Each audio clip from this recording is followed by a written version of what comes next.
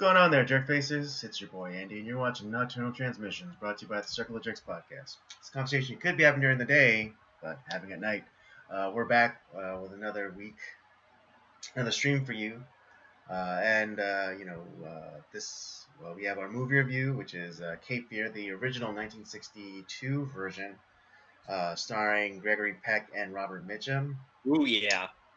As well as our topics for the day. We'll get into a little bit of Kyle Rittenhouse and a little bit of the wonky and wacky kind of inconsistent regulations and or pseudoscience surrounding the beer bug. Have your drinks ready and get ready.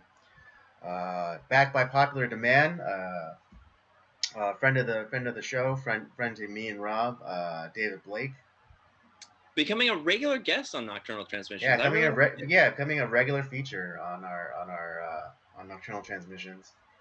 That's because the brown man is gorgeous. Yes, the brown man from his Unabomber shed.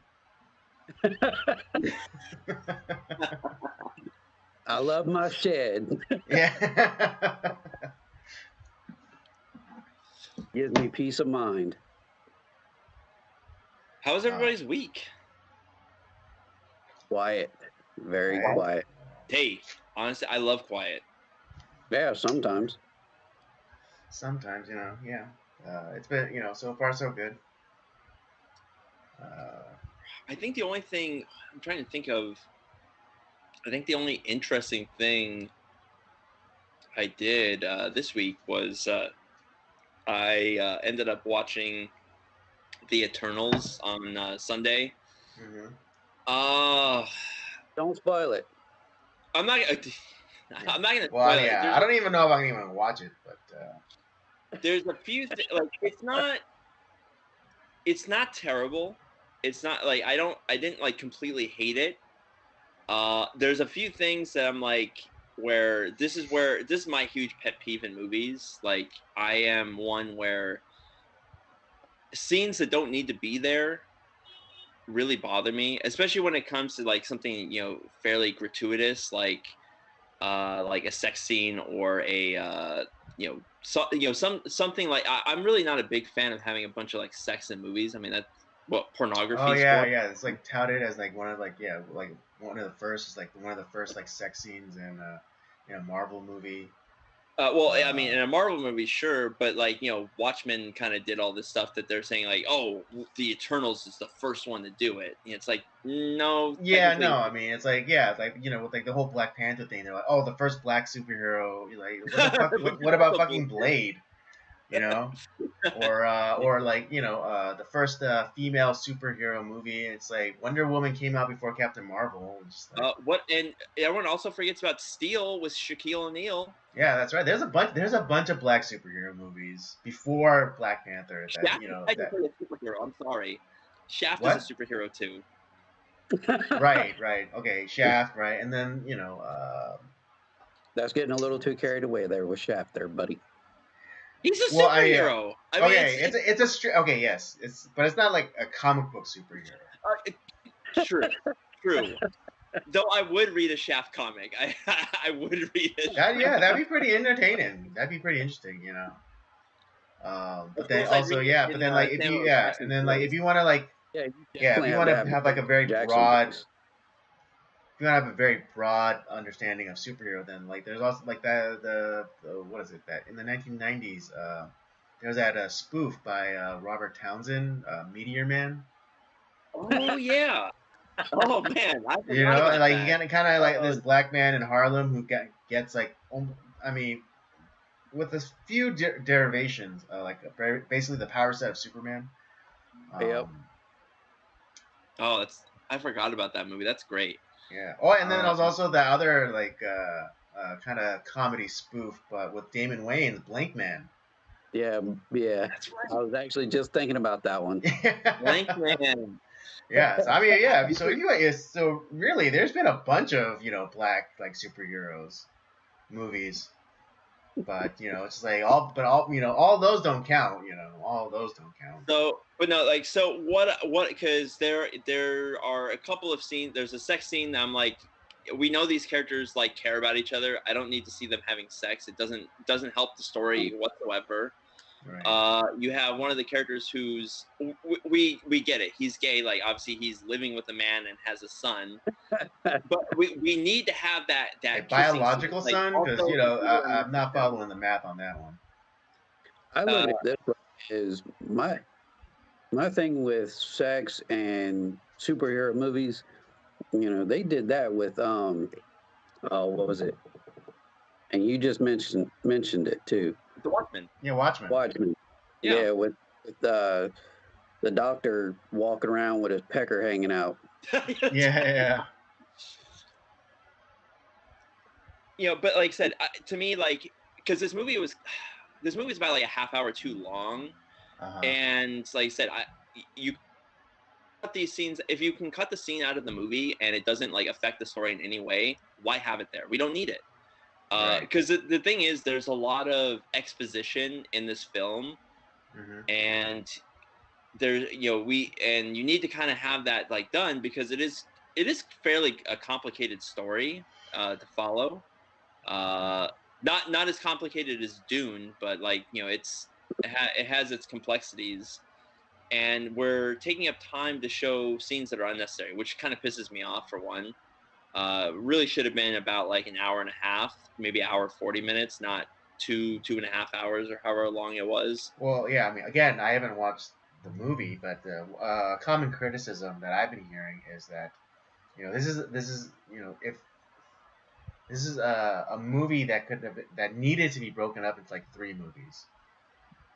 Really, yeah, it really should have been, just because it really should have been about like 3 movies. And this is, and I'm gonna hear people say like, oh, it's because you don't like female directors. It's like, well, that's not true either, because I like Penny Marshall. She's a great director. Like, I've loved a lot of her movies that she's done. Right. Who was that?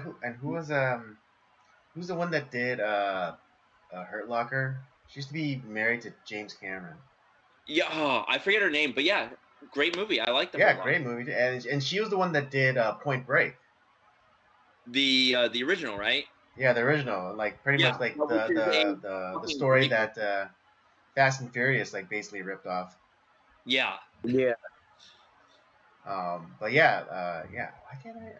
But anyway, like, but yeah, like they, there's not. We're not saying that women can't do action. It's just like, but this particular director is not known for doing action films. Like she's more of like an indie house director. I mean, she just won like the Academy Award for directing for that one movie, Nomadland, I believe it was. Something like that, yeah. So it just goes to like it doesn't matter if like she's a woman, if she is not very familiar with the superhero genre, her style may not lend itself to said movie. And the thing is, because like the story of the Eternals is actually, it's not a bad story. It's actually a pretty interesting story, and I think if done correctly. If done correctly, and that's the thing. Is like, because the people who have like talked about this story, there are a lot of complexities, and I would say that like this I'm not saying that like this director shouldn't be doing comic book movies. I just think that she maybe should have tackled a little bit different, like a different character, because this is something that I think should have been tackled by somebody else. I don't know who at the moment, but like right. But it's so weird that. What was that, Dave?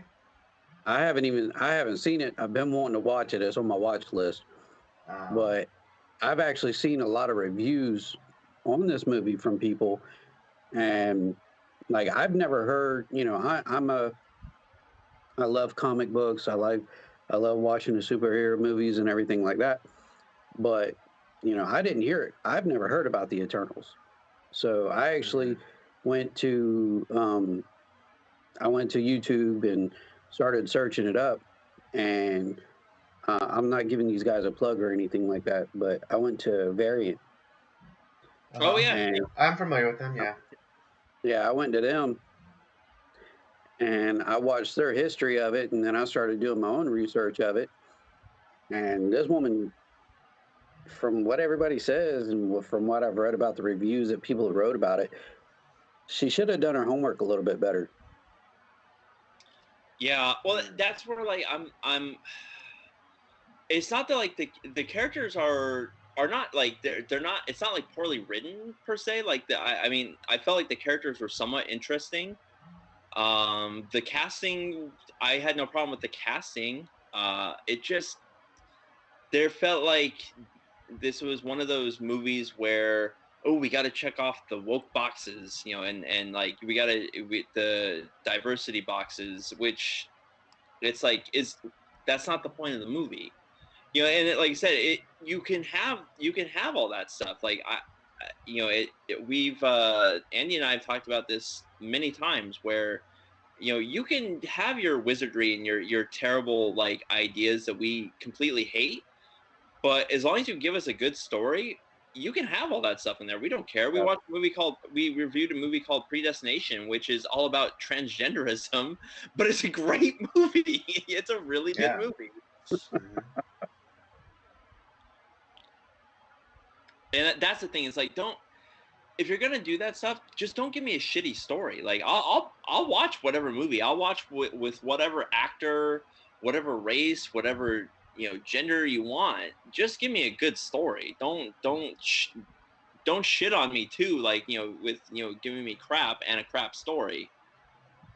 Right, and here's the baffling thing. It's like, you know, because Kevin Feige, you know, one of the supposed geniuses behind the Marvel Cinematic Universe is, you know, he's not, you know, he's going against what made it successful. And what was one of the things that made it successful was picking the director to match this. What's the thing I'm trying to say? It's like basically picking the sensibility of the director to match the film. Exactly. That's what it seems like they're doing now is that they're picking. What is it? What's the op? They're picking. They're basically, they know what they want to say, but then they're picking the director as an afterthought. Yeah, and where it's like, oh, you know, it's kind of like, I think like the Bill Belichick thing, where it's like, oh, I can plug whatever, you know, whatever person into this formula, into this system, and it's just gonna work.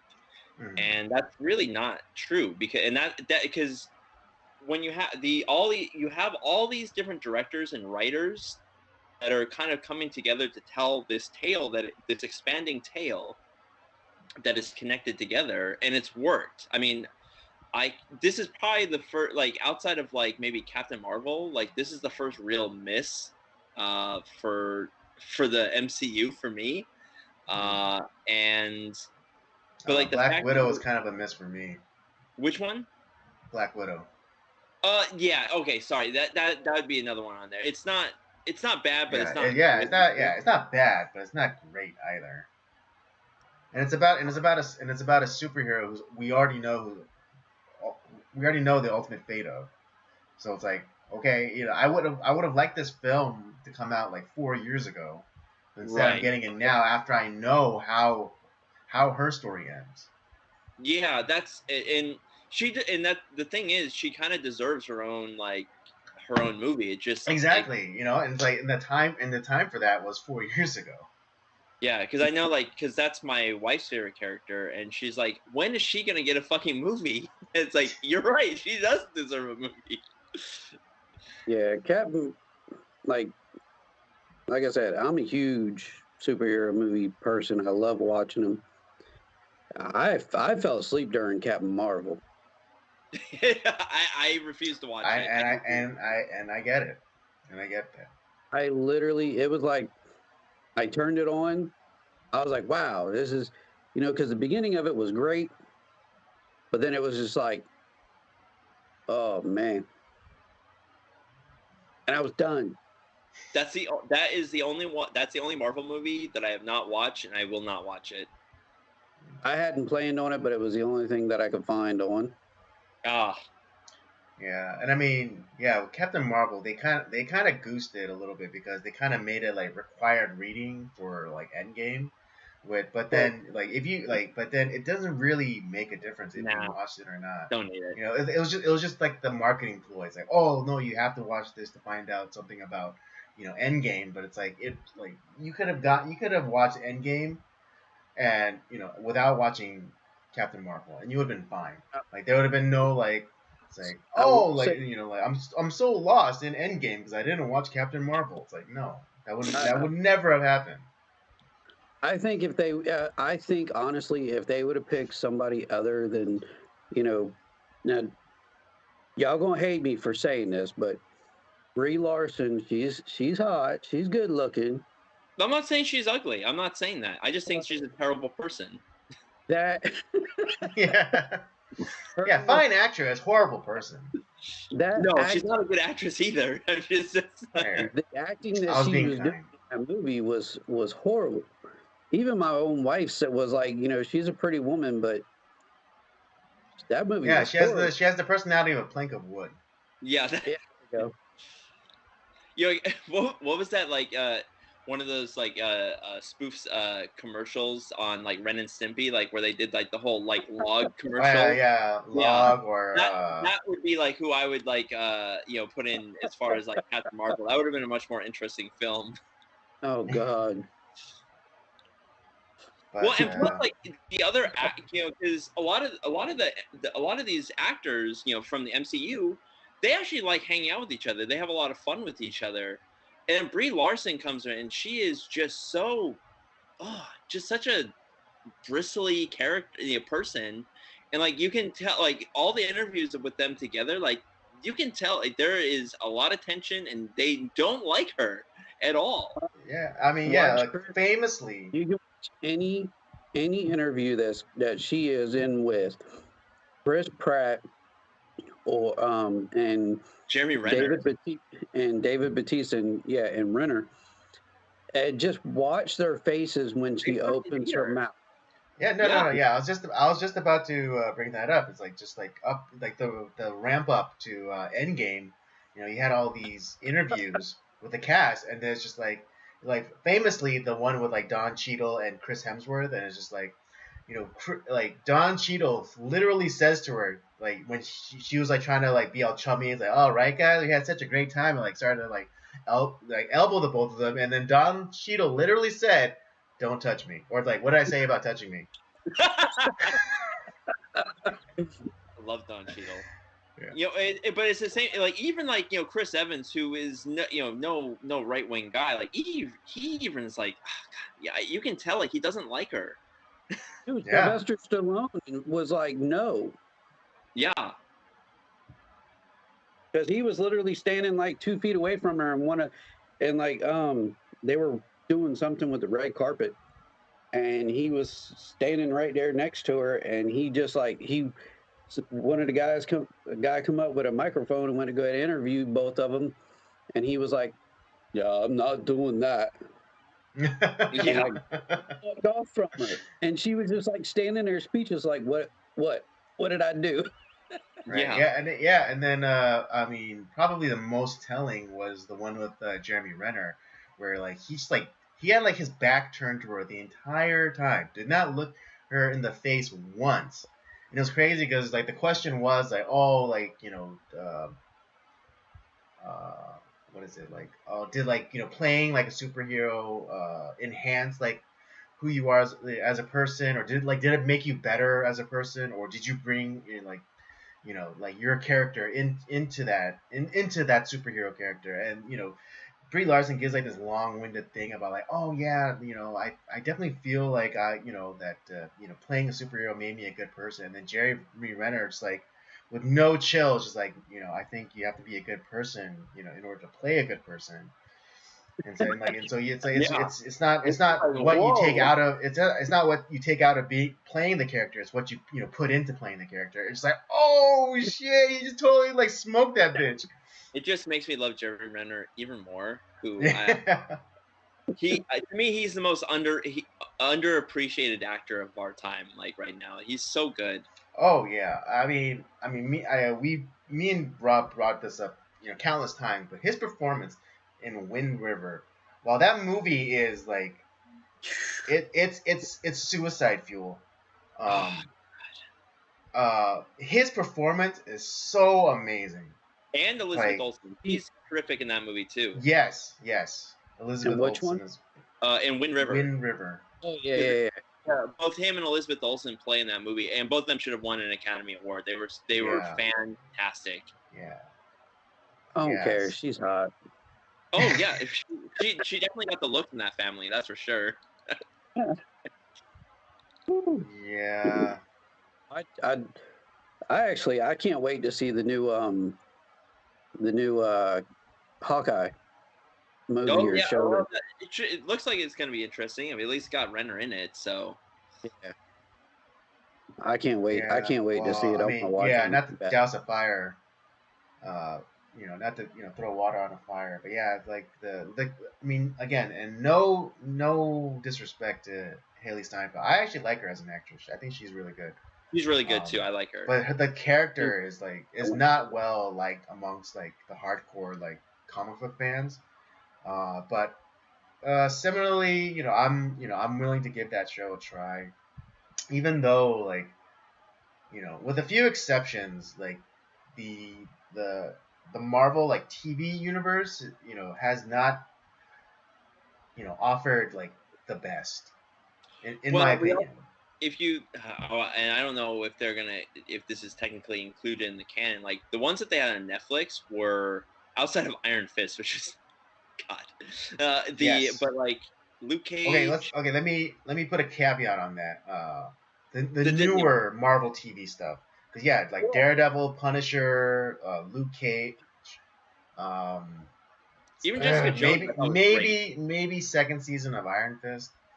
But up until that, the Netflix, Disney shows, the Marvel shows, yes, awesome. Oh yeah, Jessica Jones as well. I want Jessica Jones back. Like I love that show. It was really good. Yeah, because they show her naked. Well, but I like a good detective show. And that's what it is. Yeah, I know. I'm just messing with you. But at least with the Disney, the Marvel shows that have come out under the Disney umbrella, it's been hit or miss for me. I loved WandaVision. I really liked Loki. Falcon and Winter Soldier had good moments, but it was kind of especially at the end. It just sucks because that show was heavily edited because their running plot was going to be about some sort of new disease. Yeah, and that show was supposed to come out right as COVID started, and they couldn't have that. Yep. And then I haven't watched, but I've heard it's not all that great. What? Which one? The What If Marvel show. I haven't watched it. I did watch the What Ifs. And it's weird because pace wise it seems very fast, because I remember the Captain America one where Peggy Carter becomes basically Captain Britain becomes Captain Britain, but she goes by the moniker of Captain Carter. But it was basically the first it was the first Captain America movie done in within 30 minutes. The pacing was that fast. Holy shit. Yeah. But I mean, and then of course other than what if T'Challa Black Panther was Star-Lord. That episode was cringe because it was like because it was a black man, they could not make him like the butt of the joke, and so like Star-Lord, oh he's amazing, it's like, can I call you T'Challa? It's like oh god, like heaven forbid you make a black man look stupid. God forbid. Yeah. But I mean, I appreciate the Marvel what ifs like for what they were. It's okay for him to make a white man and a Chinese man and a Korean man look like dumbasses, but oh shit, no, can't let a black man look like a dumbass. Yeah, I mean, pretty much, because I mean, like how like Chris Pratt's Star-Lord was kind of like the butt of the butt of the joke, where like no one knew who he was. It's like, oh, maybe you heard of my other name Star-Lord. It's like who? It's like, oh, okay, yeah, make fun of him all you want, but it's like Black Star-Lord. It's like, oh, Star-Lord, oh my god. Like, it's like it's like, oh, Your Highness. It's like, oh, that's just the name. It's like, oh, god. Well, and it's funny because the one of my favorite comedians who is definitely no right winger is Patton Oswalt, and he had a whole bit about like there was some show that he was being like that they wanted him to do like, but they wanted him to play this like gay character. It's like, okay, well, you want me to play this character, but like I want to play it the way that I want to play it, because he's like, I have a lot of gay friends, and I hate the fact that all of like these gay characters are played as these like super wise sages, and it's like I want to play like my gay friends who are all fucking idiots. It's like, and they're like, yeah, we don't want you. It's like, well, then I don't want to do it. It's like, and guys, that's also so true. Like, there's no like gay character that's like they all like are these super wise like sages, or it's like, the fuck is this? There's a lot of it's like, no, they're not all like smart people. Like, just because of their sexual orientation does not. They always talk about like, oh, we shouldn't create these stereotypes of characters or genders, all this stuff. It's like, you're doing it. Just honestly, how wise could a gay person be if they stuck their penis in the poop chute? how wise can they be? All right, you stick your genitals in the pooper spot. Yeah, they like the stinky dick. Gross. Well, anyways, the Eternals. Yeah, I know the Eternals. It was okay at best. Like there were like moments that I thought were fun that I liked, but just it doesn't really live up to that. Like, kind of you give Marvel a little bit of credit. I mean, they've made like 25 great films. So a couple of like stinkers, like it's gonna happen. It's kind of like with like Pixar. They had this like huge run where like especially that early run of Pixar from like Toy Story till I can't remember like the first not great Pixar film, but like they had a huge run too. So yeah, you give them a little bit of a break when they have like one or two films that are not like all that good. Well, yeah, but then you also have to differentiate because Disney started their own like 3D like computer generated 3D like kind of animation studio. So that's true, and a lot of people will confuse like the Pixar stuff and with like the Disney stuff, and so you have to be careful because I think some of the Disney anime stuff was kind of questionable, but like in terms of like Pixar's, like I really can't find a bad Pixar movie. I can't, like, I mean, there's ones that haven't performed well in the box office per se, but like I can't think of a bad Pixar film. Right, like in terms of like it like story wise, like the writing is like always like Pixar movies, like they're always top quality, even though they might not be like big box office successes. Yeah, well, especially you have a guy like Brad Bird, who was part of like the Simpsons crew for a long time, coming on board and really like did a lot of great work. I mean he did Brad Bird directed my favorite Disney superhero movie, which is The Incredibles. So good. That's yeah, a good it's one. like, I like that one. yeah, right. It's like, because that's basically Fantastic Four. You know, a family of superheroes with, you know, Yes. it's like, you know, but it's like dealing with like all like the mundane problems of like, you know, marriage and kids and, you know, and all, but they're also having to, and then it's a little bit of like a spy thriller too. Yeah. You know, especially with like kind of like the French horns in that kind of like you know, kind of James Bond motif to like the theme song for Mr. Incredible. Mm-hmm. Yeah, I mean, and interestingly enough, Brad Bird goes on to direct one of the Mission Impossible movies. Mm-hmm. So yeah, and again, one of like the strongest, one of the stronger entries in that franchise, which was Ghost Protocol.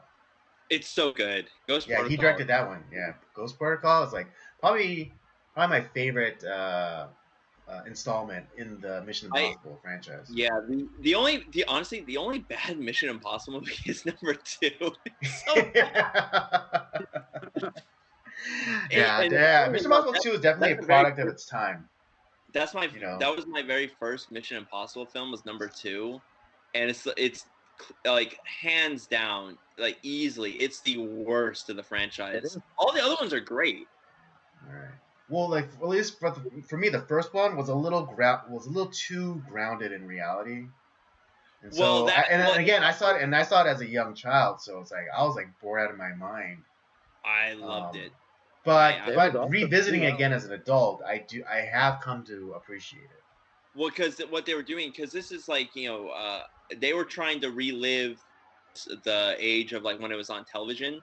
That's what they were going for. Right. And it was this one, the first one was very much like, it was really grounded in reality. So like no like crazy like explosions or stunts really. I mean, other than like the one in like the Black Vault, you know, with Tom Cruise like being suspended on those wires. But you know, maybe and maybe at the end with like the helicopter chase scene and like in the bullet train on the bullet train. But that movie was more grounded in reality than the subsequent films. If you know, talking about Mission Impossible, like my favorite one is number 3, with Philip Seymour Hoffman as the bad guy. Oh man, that was a good one. Yeah, and that was like, I think I mean, you know, say what you will about his body of work, but that's when J.J. Abrams came in, and he kind of like revitalized that franchise.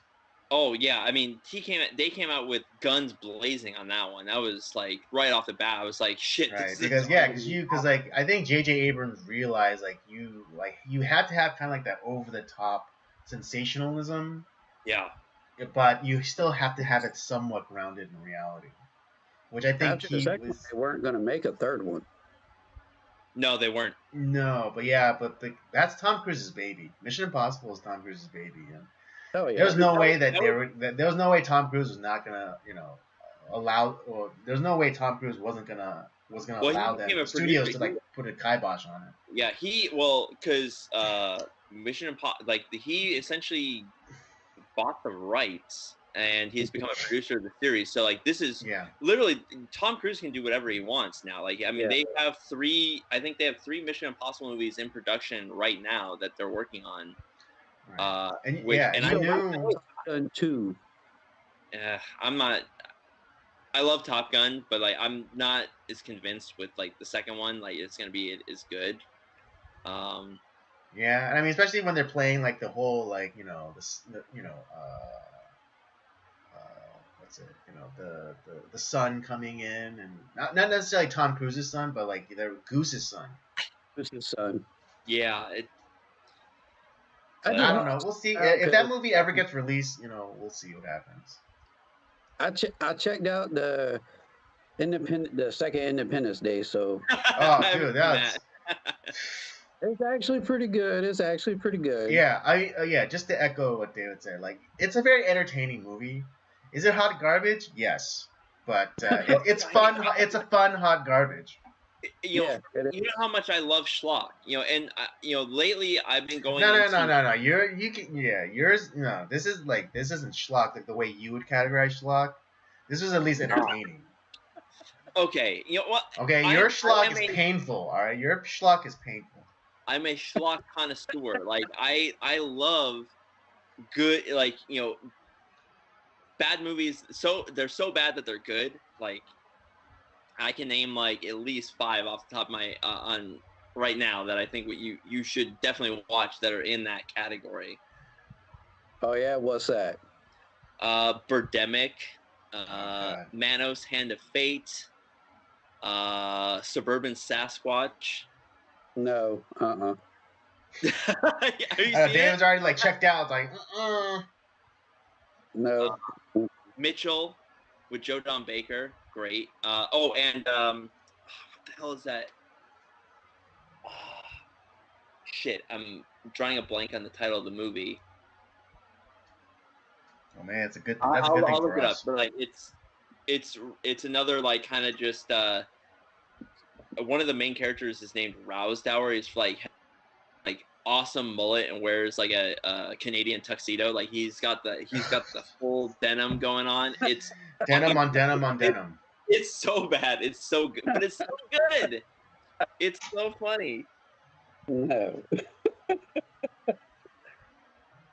Well, Andy and I are going to be doing a schlock month at some point next year, with like movies like Velocipaster, a movie that's actually called schlock, which is, and I'm going to introduce you to some really awful movies. God. I'm sorry. Oh, Andy. joy. Andy, you can, if you want, you can. I'm going to give you a month to choose movies to torture me with. And he's like, I'm a good person. I never do that to you.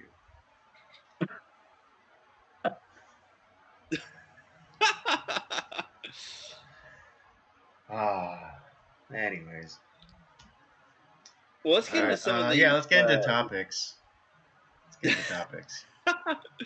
Andy, just give him some. He does Dallas. Oh Jesus. If I want to torture Rob, I make him watch old porn. That's the torture for Rob. Watching old, hairy muff porn. Well, if I am gonna watch like old porn, I'm gonna watch Boogie Nights. That's. That is. I know how to torture you. I'm gonna make you watch all. I'm gonna make you watch some. Porn. I'm gonna make you watch a selection of Ron Jeremy stuff. Oh, ew. No. Oh, man, run for the hills. Jesus Christ! If I wanted to watch a troll fucking somebody, I guess. Jesus. Hey, just go to John Holmes. Oh. Hey, I may be a nice guy, but it doesn't mean I don't got a mean streak in me. Just like see Robert's reaction. Well, God, it's no thanks. I'm good. Hey, now did you mention him? You know Ron Jeremy? He got put up on rape charges. Yeah, I did. Yeah. I heard about that too. Good God. I think it was like 17 counts or something like that. Jeez, I didn't know it was that. Okay, I knew about like he was charged on rape. I didn't know it was like that many counts. Yeah, it was like it was between like 7 and 17. I can't remember which one, but I know it was a lot. God. Yeah, golly. They finally got that bridge troll. Yeah. I mean, sure, the guy's got a huge cock, but like, God, he is so fucking ugly. Ugh. I don't see him having a huge cock. He has a small cameo in the first Ghostbusters. Does he really? Yeah, it's really fast. Like he's like basically looking up in the sky and pointing, but it's like. I thought he was gonna be like one of the ghosts that they're capturing. Is he Slimer? Yeah. Oh Jesus. Oh jeez. No, you can't do that to Slimer, man. You can't do that to Slimer. No, man. Don't do that to a beloved character. How dare you, sir? How dare you? Cut it. Andy, cut his feet right now. Just cut it. No, you're on timeout. Yeah. All right. Well, You can't do that. anyways, what do you want to talk about first? You want to talk about Rittenhouse, or do you want to do like kind of like the? I just wanted to get like this one story that like, cause you know me, I'm this kind of goes into like obviously the bigger topic. This whole COVID craziness is just there's always these these stories that keep coming out that are just keep getting, to me, seem crazier and crazier. And especially like when it comes to the sports world, we've talked a little bit about Kyrie Irving, talked a little bit about. I guess we're talking about the pseudoscience. Okay. And I heard a story too. Like, NASCAR just had its season finale a couple of weeks ago, and one of the teams was on the NASCAR Sirius XM channel, talking about how him and a lot of his crew ended up contracting, supposedly contracted the virus. And one of the more respected reporters, at least in the NASCAR world, was commenting about it, where it's like, well, he kind of quote tweeted this interview saying how like teams were checked by the dogs that can detect COVID when they entered the garage at Phoenix. I was like, wait, I had to read that twice. I was like, wait, what? They were checked by dogs that can detect COVID. Like, I haven't heard anything about like they're having like dog sniffers that are like checking for COVID, which sounds like a fucking crazy story. And if it was anybody other than this guy, who I know he usually is not a big jokester. He's a fairly serious reporter. And because I went through and like actually like read through like a lot of the other like responses to like people like, what, COVID dogs, like, and he's apparently they're at least at the NASCAR races. I don't know, I haven't seen them anywhere else or I've even heard of this, but apparently that they supposedly had dogs that were trained to smell out like people who have COVID. When they are able to smell like the sweat of people who have it, like they smell differently, and the dogs have been trained to sniff it out. And I'm like, that sounds like pseudoscience. Like, doesn't sound right at all. It just sounds like, right. I mean, because I think what they're trying to do is like they're trying to piggyback off of another like this came out a long time ago, but everyone's heard of like the cancer sniffing dogs or whatever, and I think they're trying to bite off a little of that steez. But like that could smell when people are about to die. Well, I think that's cats, but cats are connected to like other they can send they're connected differently. But like I think because there's already reports about dogs that can sniff out cancer and things like that, and we've given like so much credence to like the power of like the power of a dog's nose, that that 5 times as much as we can. Like we have like maybe like 250 like receptors, but then like a dog has like over like a billion or something, and so like their noses are that sensitive that they can even pick out like the smallest like molecule of of sense and things like that. Just like, I don't know. I mean, maybe that's true, but just like but but the idea that these dogs can like sniff out COVID, I don't know. It's just it's a stretch. It's a stretch for me. The way that he was reporting is like, well, that's impossible because like we had these COVID sniffing dogs, like they would have detected if somebody had it. So like, and because I think that the claim I didn't get a chance to listen to, because I don't have the NASCAR channel on Sirius XM, unfortunately. Otherwise, I would have listened to the interview with Carl Long. But like, apparently, like his crew, obviously, a lot of these guys, they kind of been essentially mandated to like get the vaccine and stuff like that. So like they didn't have it. They still do like a lot of the testing. So it's like, they went in like, we know we didn't have it coming in, but like, how do we have it coming out? Like, and fans, there's a lot of limited fan access to like the garage area and pit road and stuff. So he's saying like, something, because I think a lot of, he's a guy is like, a lot of this stuff just seems like, kind of like what we're talking about, where, okay, if we're supposed to get this vaccine, but then people are still getting sick, so the vaccine doesn't work. And we're supposed to use the mask, but the masks technically don't work either because people still get it. So like, what, let me tell you something about this mask bull crap real quick. I'm gonna jump on this one. My daughter, who's 18 years old, freaking, she was working. Do you know she ended up developing thrash? You know, the thing that the babies get and stuff? Yeah. Like diaper rash. Face diaper rash. Diaper rash. No, this is inside the mouth. Oh, okay.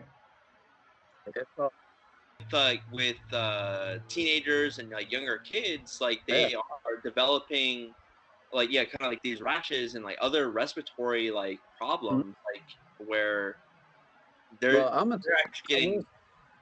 I'm gonna say this too is honestly the whole thing about the dogs and stuff, and a lot of my friends who are cops are gonna kill me, but to me, having a canine come up, it's kind of almost like having a canine walk by your car. If you watch, the first thing a cop does with the canine whenever he walks by the car, what's he do? He brushes his hand across it, right? Mm-hmm. That's a signal for the dog to jump up on your car. To me, that's kind of almost like the same thing. You can't, and that's for them to sit here and search your vehicle and everything like that. That's how they get that quote unquote probable cause to be able to search your vehicle. But to have them walk by somebody and have that, oh, you got COVID, you got to leave. Well, guess what? You got 15 other people that's walking next to me. How does that dog know specifically which person has the disease? There's no way to pinpoint it unless the dog runs up to you and pisses on your leg.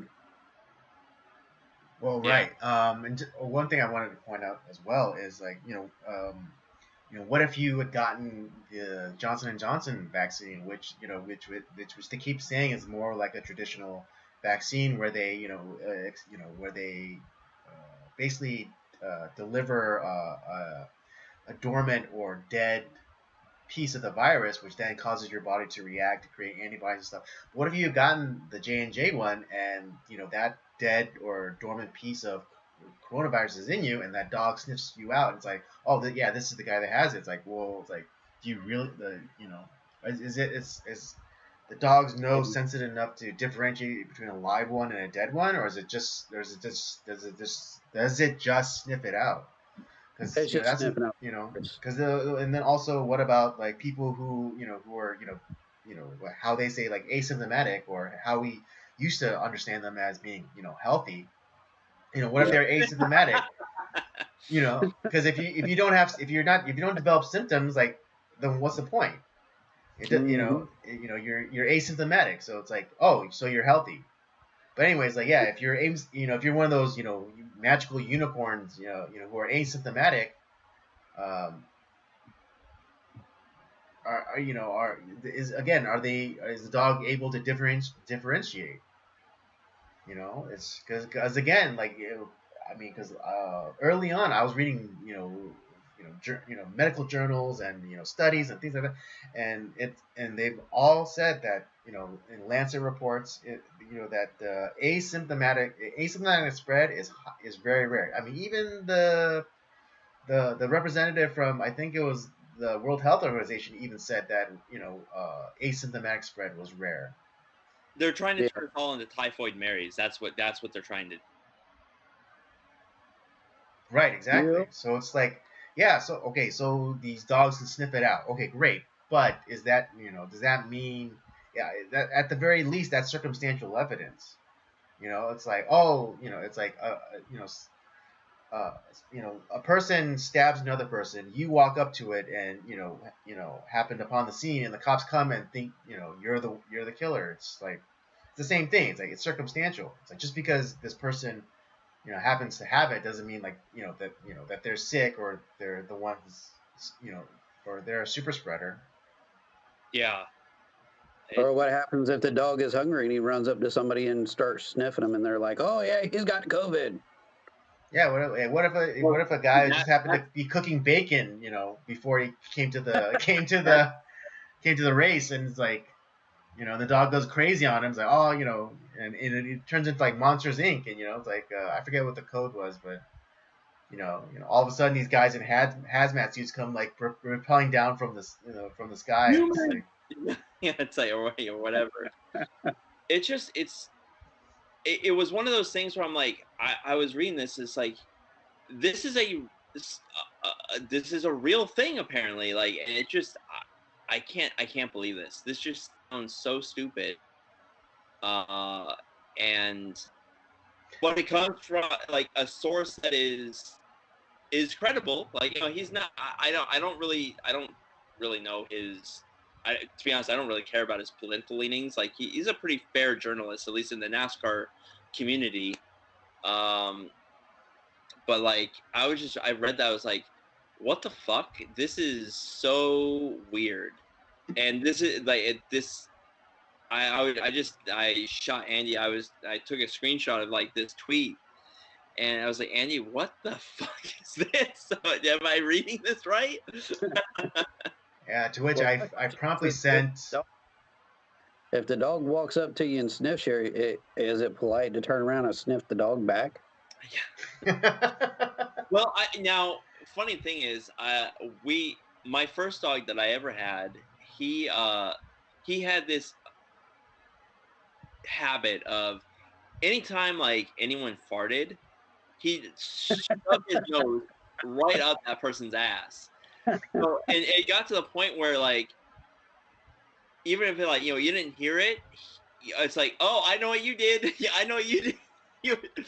It was funny because even my grandmother, who was watching our dog, like when we went on vacation somewhere, it's like, your dog does the funniest thing. It's like, oh, you farted, Grandma. Yeah, and I mean, and people think that, or I don't know, like, I think it'd be really, I think as long as you had like some sort of meat product on you, you could easily trick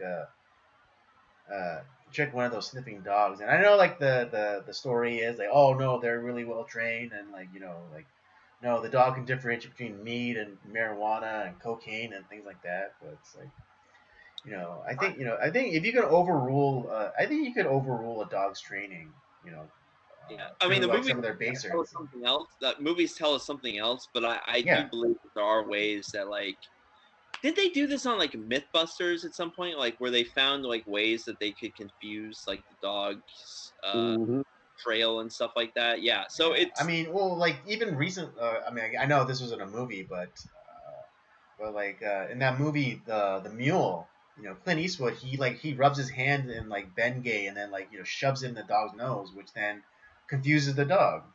Yep, that's right. That's a fucking great movie, by the way. Yeah, it was a good one. That'll actually mess up their smell too. Yeah, exactly. So, like I said, it's definitely very possible. It's just, man, I saw that, I was like, what? I can't believe this. This is just so ridiculous. Yeah, I mean, yeah, my approach to everything now, just it's like, to shrug my shoulders and like maybe. I mean, I'm telling you, like, they're the government, these organizations that they're gonna do whatever they can to just keep pushing that envelope to make sure that Yeah, but or making sure we need the vaccine mandates and stuff like that. They're gonna keep pushing that envelope until the rest of us say well, I no, we're mean, not. at least the federal one is got is kind of someone put the someone put the kibosh on it. Well, specifically the Fifth Circuit, because they deem that unconstitutional, and Yeah. At least legally. TV. At least legally, that the federal mandate, the one from Joe Biden, like through OSHA and things like that, that one is I think officially dead, unless the Supreme Court decides to weigh in on it. But given the track record of the Supreme Court, I don't think they're not gonna touch this with a 10-foot pole. Yeah, God, yeah, let's hope. Thank God for that. Hopefully, I hope that's true. Right. But the other worry is that these mandates or these executive orders essentially, because they haven't gone through the legislature, so they're not laws. Yeah, it won't matter because people are going to enforce it anyways. That's why my governor does the same thing that Governor DeSantis is doing right now, saying bye-bye to OSHA. Oh yeah, that's right. He's thinking of pulling Florida out of OSHA. No, he already said he was. Oh, okay. Yeah, he came out today and said he was. Yeah, misremembering. Yeah, I read that too. I just wasn't sure if he was kind of doing that thing where it's the parents it's oh, I'm gonna count to 3, but yeah, DeSantis is more. DeSantis is not the he doesn't fuck around. Oh no, he don't. That's why I want to move to Florida, man. Yeah, and I heard he wants to start, or he's going to start an election policing agency. Yeah. Good. So yeah, Florida's making all the right moves. It's and it's I heard recently that California's COVID cases are double that of Florida's. Yep. Jesus. Yeah. I mean, I don't know, and I'm suspecting that means that Florida's cases are low, and so yeah, again, it's something that something to look at. It's DeSantis, has basically outlawed mandates, has outlawed,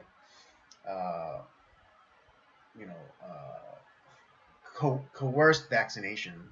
Let's call it what it is. It's coerced vaccination. Yeah. Yeah, he's basically letting people decide what they're gonna do, and so far it's working for Florida. I wanna go sit down and talk with this man, because I want to see if he'll let me. I want to see if he'll give me the job to police these people who make these stupid ass names for their kids. I mean, given his track record, I don't think he'll allow that. But doesn't hurt to ask. Hey, they do that in Britain and all that, right? You have to go register your kid's name. Really? Yeah, I just found that out today. I didn't know that. Yeah. That's weird. Yeah, there are certain countries you have to register your kid's name, and if they don't like what you're wanting to name your child, they actually tell you no. They deny it. Damn. Whoa. So, yeah. So you got to turn around and pick your name. Well, that's why the founding fathers decided that they didn't want to be a part of England anymore. So. Well, they got it over there in Europe too.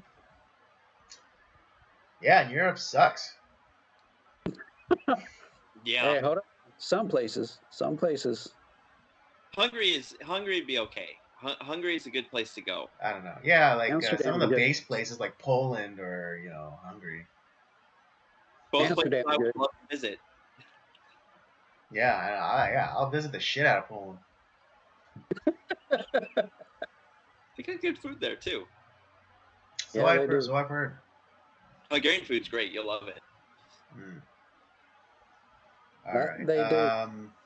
Anything else to add on this particular that's really all I have to topic? say about like that story. It's so weird. Like the COVID sniffing dogs. I mean, it sounds like some SNL sketch. Yeah, I mean, maybe back when it was funny, but not now. Not these days. That's true. I mean, I haven't watched SNL in many a years.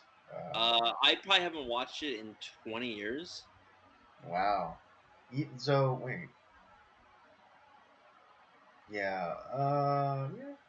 I think the last time I really watched it was like still kind of with like Will Ferrell was still. Yeah, that's kind of like the last time there was the Will Ferrell era. Was the last time I watched it.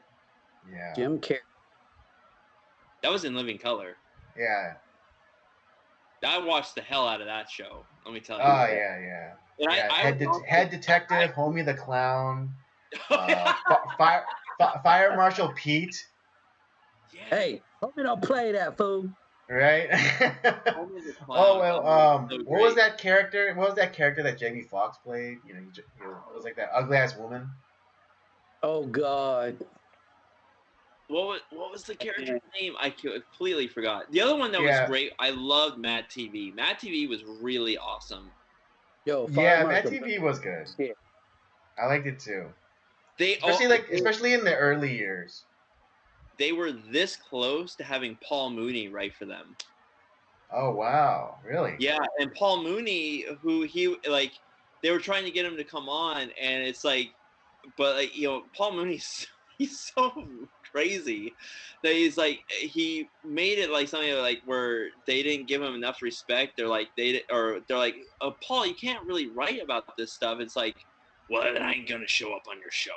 It's kind of like he was like that crotchety old black man that wrote for like all these great comedians like Richard Pryor. I think he did a lot for Dave Chappelle too. Yeah. He is so R.I.P. to Paul Mooney because he just recently passed away, but he was so fucking funny. I loved his stand-up.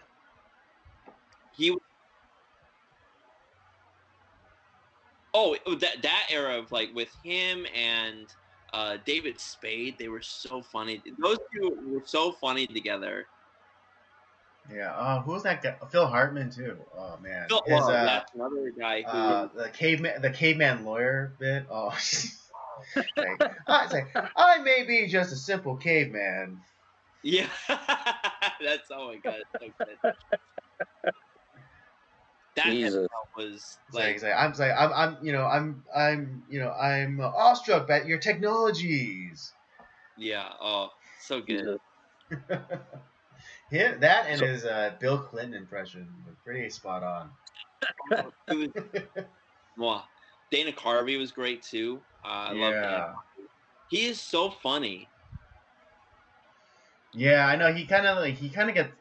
Yeah, I mean, prior to like the whole Wayne's World thing, like he has like the church lady, his impression of Bush Senior.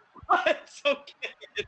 Right, it was crazy because like no one before Dana Carvey, there was no real like template for a Bush impression. No, but Dana Carvey was the one who kind of crafted that with like the not gonna do it. He's still the guy's still on top of his game too. He's still doing a lot of crazy great impersonations. Mm-hmm. He's what, like 60 something now? He's still got something it, man. Like that, yeah. He's still hilarious.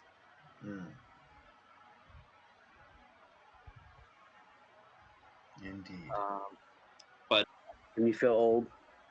But yeah, let's get into this. Dude, we're like the same era, dude. I'm only like 3 years behind you, dude. Yeah, he's actually because Andy's 2 years older than me, so he's not that far behind you, Dave. Jesus. Yeah, we're talking about good times, dude. We're just talking about good times. That's all it is. We're just talking about good times. But let's get into this Rittenhouse stuff too. Yeah, let's get into this Rittenhouse stuff. Because it's crazy, just the like what I've been watching. Like I've been watching some of like the actual like live stream, and also watching some like commentary on it, and then I'm also checking out like what like the legacy media is talking about. It is just like it's so far apart. It's like there's some definite light between those two. Before we dive into anything too deep on this one, what do y'all think? Guilty? Not guilty. Guilty? Not guilty. This goes back to like the last kind of like big trial that we went through with the police officer that was convicted. And don't overthink it. Just guilty or not guilty. Oh, I think they're gonna find some way to find this guy guilty, even though he didn't do anything wrong. Well, I mean, then you get into like this crazy like conspiracy theory, which may not be crazy. It's just a conspiracy theory, but I think there could be a way that that some jury manipulation happens and they do find this kid guilty. Well, but if you want my opinion, I don't think he's guilty. No, I think he's guilty. No, but this is exactly this is why I'm talking about like that last trial, because this plays a part. Because no matter what happens, especially if they find him not guilty, they're gonna burn that fucking city to the ground. Let me tell you. Yeah, I mean, like, what is it? Like the Twitter leftist is already coming out, saying like, oh, if, there's no justice, burn that shit to the ground. And they're gonna try to dox those jurists, and they're gonna burn their own. I mean, George Floyd's like nephew or cousin or whatever recently came.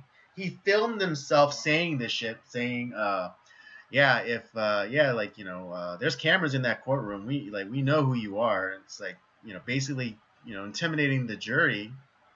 Yeah, it's illegal. Which is illegal. Which again is grounds for a mistrial. And I mean, I think and I think Littlefinger over there, the assistant DA there in Kenosha that's what he was going for when he, pulled that move earlier or last week when he started trying to introduce evidence or testimony, that the judge had ruled was, that he couldn't present to the jury. His prior arrests and shit. No, just a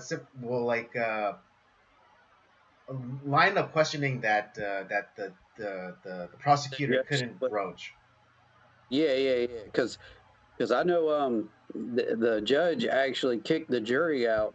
Right. To admonish him. He turned around and chewed that damn prosecutor out. Yeah, and the defense was like saying like, oh, Your Honor, I think you should admonish him, and I think and if he does it again, I think you should dismiss this trial, with prejudice, which meaning that they can never again charge him for the same thing. Yeah, which in the U.S. and stuff, technically, once you're acquitted of a crime and stuff, you're not supposed to be tried twice. Right, it's exactly. Double jeopardy. It's called double jeopardy. Yeah, there's a whole movie about it. Right. Oh yeah, that's a good movie too. It's a great movie. Oh yeah. But I mean, what is it like? There was like so like kind of like the a lot of people on Twitter, they were having like a Damascus moment, with like the scales like coming off their eyes and seeing, what was actually went down. Like it was like the first time that these people actually saw the footage that was available since last year. You see like Kyle just like minding his business. He didn't fire until people started until things started jumping off. And again, people on their Twitters were saying, "Oh my God, I had no idea that this was what was really happening." Like, I mean, famously, Anna Kasparian from the Young Turks, she came out and be like, "Oh, I had no idea that it was it was Rittenhouse who was being aggressed upon." It's crazy because like even like she like I couldn't refute the evidence and spin it in like some crazy leftist way, which like says a lot. Mm-hmm. Well, didn't the one guy, one of the guys that he shot him in the pectoral muscle, and then it freaking just exploded. Oh yeah. Well, that was gross. Plus, the guy he shot was a pedophile too. Well, yeah, that guy. But then the other guy, it's crazy because he admitted that that Rittenhouse didn't shoot him until he pointed his gun at him. Yep. Well, you've seen the photos in the video. Is he pointed the gun at him, and he turned around and put his hands up. Yeah, he was fake surrendering. Yeah, and then he turned around and went to go to draw back and kick the shit out of him. Yeah. And then turned around and pulled the gun on him, and he didn't shoot until he seen the gun. So right, exactly. And he turned around and he said that what was it? He didn't fully admit that he had a gun, and which I believe he didn't admit that he had a gun until the defense turned around and was like, "Hey, we got a video of this." And he was like, "Oh, well, all right. Well, yeah, I had a gun." Yeah, and he was illegally carrying it because he was a felon at the time. I mean, I think since then, he was able to get his record sponged or whatever. Yeah. But at the time, at the time he was a felon, so he wasn't even supposed to have that gun. And then he was saying like, "Oh, well, I was concealed carry." It's like, well, that your conviction as a felon negates your permit to carry, so you're carrying illegally. Yep. Well, and this kind of goes back to what we also don't realize too is that they're obviously trying to make Rittenhouse look like some evil crazy person. It's like, oh, why was he there? Why if he didn't have a gun, like everything would have been fine. Like, and it's like, well, in reality, no, because you have a media that has manipulated the public. And this goes back to all the George Floyd and Jacob Blake controversies where they weren't honest in reporting what actually happened. They stirred up all this shit, which they're not going to get. There's no repercussions for that. And in many of these cities, they caused millions of dollars of damage that was started with the media. And had the media been honest to begin with, there probably wouldn't have been any riots, and Rittenhouse wouldn't have had to be there to help defend people that he knew, to help to defend their properties from being set on fire or people being killed. That's why he was there. People that he knew that were, it's not his neighborhood, and they all the time it's like, oh, he crossed state lines. Like, well, yes, technically he crossed state lines, but it's people that he knew, and it's not like he went 100 miles out of his way to be in a different. He lived 30 minutes away from Kenosha. Exactly. He lived in Antioch, Illinois, which is, if you check on Google Map, is a 30-minute drive to Kenosha. 30 minutes. That's like us. That's like us going to LA. Yeah, exactly. Well, and from the valley. Here's what like they would probably do. Like, let's say like this took place in Tennessee for some reason, like in Bristol, Tennessee, and it's like, well, you cross state lines because there's also because like Tennessee and Virginia are close together. It's like, and Bristol is a town that's like literally in the middle of those two state lines. Like, you cross state lines, like it's fucking Bristol. Like, it's like I walked across the street to, it's like that's what would happen. Right. It's you're essentially crossing the fucking street. Like that's what like crossing state lines was in this case. It's like, come on. Yeah, and you had mentioned how like he was talking about how he you mentioned like defending like property and dealing with that. If you paid attention, when prosecution was questioning Rittenhouse directly, the way they were asking about like, oh, can you use deadly force to protect property? Dude, that they're trying to make self-defense illegal in this country, and then particularly like even property, which is fucking stupid because like which is like, okay, then there should be no guards at the White House then, because that's technically property. Yeah. But like the way it's like, oh, can you use deadly force? It's like, well, if I know like for simplicity's sake, Kyle was probably just answering like, no, he's like, no, you can't use deadly force to protect property for simplicity's sake. But like if it was me, I would have been like, if there is no law against using deadly force, then Well, yes. this is where, I mean, he's a young kid too, like, but this is where, like, the Constitution, like, allows us to defend our property, and right, if someone is gonna, like, okay, if you're saying, like, oh, it's deadly force to protect your property, like, if someone comes into my home, I'm gonna protect my property, which is myself and my home. I'm not gonna ask questions. I'm gonna fucking shoot. I'm gonna tell you right now, you break in my home, and you do not think that your ass is gonna get skinned like a fish,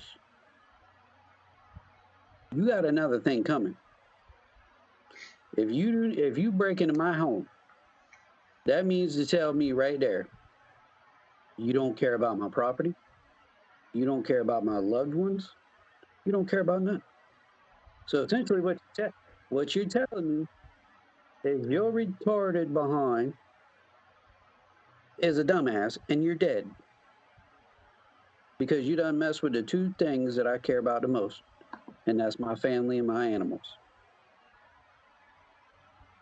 And that's the thing is, though, that's constitutionally protected. Yep. I mean, they can write laws that they want around that, but that, like, that they're thinking that they're trying to supersede the Constitution. But, like, no, there's no way in hell that I just have some person in my house without there being repercussions. Yep. I laughed because one of the other things that they've been trying to do for so long is the fact that, I'm sorry, I play video games. I'm a grown man. I am 40 years old. I play video games. I have PTSD, I have depression, and I have anxiety.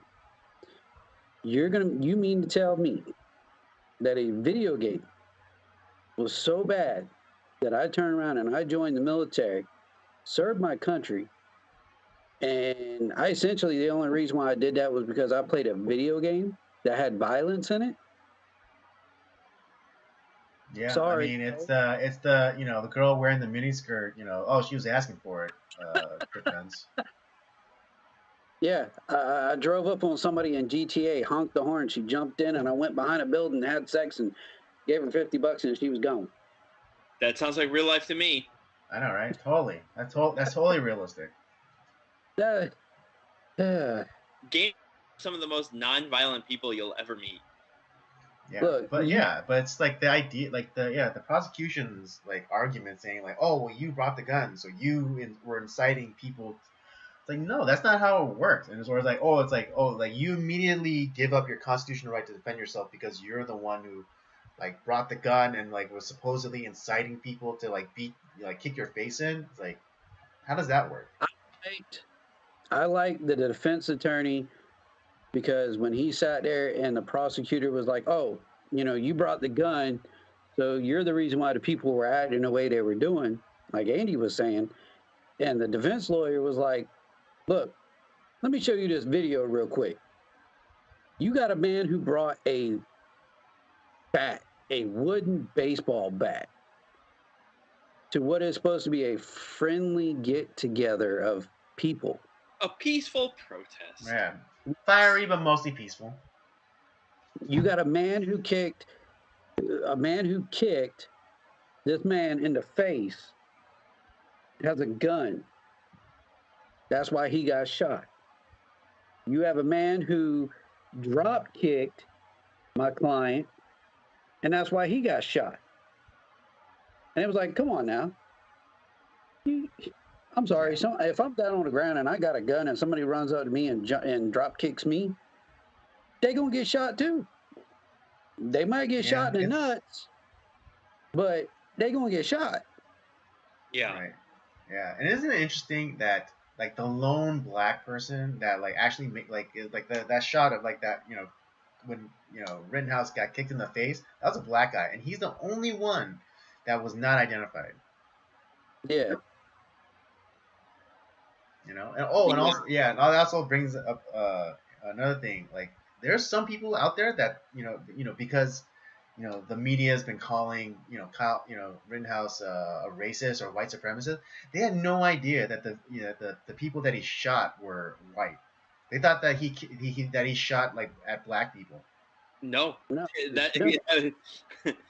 He shot pedophiles. That's he shot pedophiles and a fucking communist. Like that. I mean, that's what Grosqueef. That's who Grosqueef was. He was associated with an Antifa chapter there in like in Illinois. Yeah. So like the bicep man. He was a communist agitator, as far as I'm concerned. And here's the other thing too. We literally like a couple weeks ago, we talked a couple weeks about the whole Alec Baldwin thing and like gun safety. We literally have another dumbass, the prosecutor. Once again, don't fucking point a gun, loaded or unloaded, at anyone. Yeah, he is not only like holding up the AR at the jury. He has his hand on the fucking trigger. Yeah, no trigger discipline, and he was like chicken winged out, And yet he's like, "Oh, this is how Rittenhouse holding the gun." And like it's like, but then you actually look at the pictures of what Rittenhouse is doing. Trigger discipline. He didn't have his hand on the fucking. Trigger discipline. Barrel at the deck. Doesn't have his finger on the trigger. It's a redirect for the jury and stuff, so that way he can sit there and make himself feel better because he's a moron. Well, yeah, it's also a ploy too to like make them feel afraid, like by having the gun pointed at them. It's like, oh, imagine that you were Joseph Rosenbaum, the pedophile, and Gage Grosqueef, the communist agitator, and imagine that this was pointed at you. That's what that was about. Honestly, if I was in that jury, I'd be fucking furious. Like, don't point that goddamn gun at me with your finger on the trigger. I don't care if it's unloaded. If you're gonna point it at me, like you essentially want me dead. Like you're an idiot. The communist bastard. He was like, when the defense turned around and got him up there, I actually liked what he said, because he even sat there and he was like, "Did you fear for your life when Mr. Rosenbaum was there on the ground?" And he was like, "No, I was running up, he was on the ground, I was running up to him, and he drew his gun to protect himself, and I raised my hands, and he didn't shoot me. He actually lowered his weapon." And he was like, "So what happened next?" "Well, I was going to kick him. And then he drew his weapon again, and I kind of dropped down, and then I ran back up to him and pointed my gun. And that's when he shot me." And it was like... Well, exactly. So he's not trying to, like... Yeah. And the prosecutor was making this dude... And the crazy thing is the prosecutor was making this guy out to be a saint.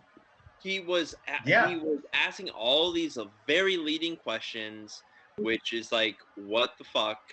And it's just all the things that you are not supposed to do with a lawyer, and it's just like, I mean, with Grosqueef, he was like saying like, "Oh, like why were you there?" And he was like saying like, "Oh, I was there to render aid or whatever." But it's like, but it's like, well, Kyle, was there to do the same thing.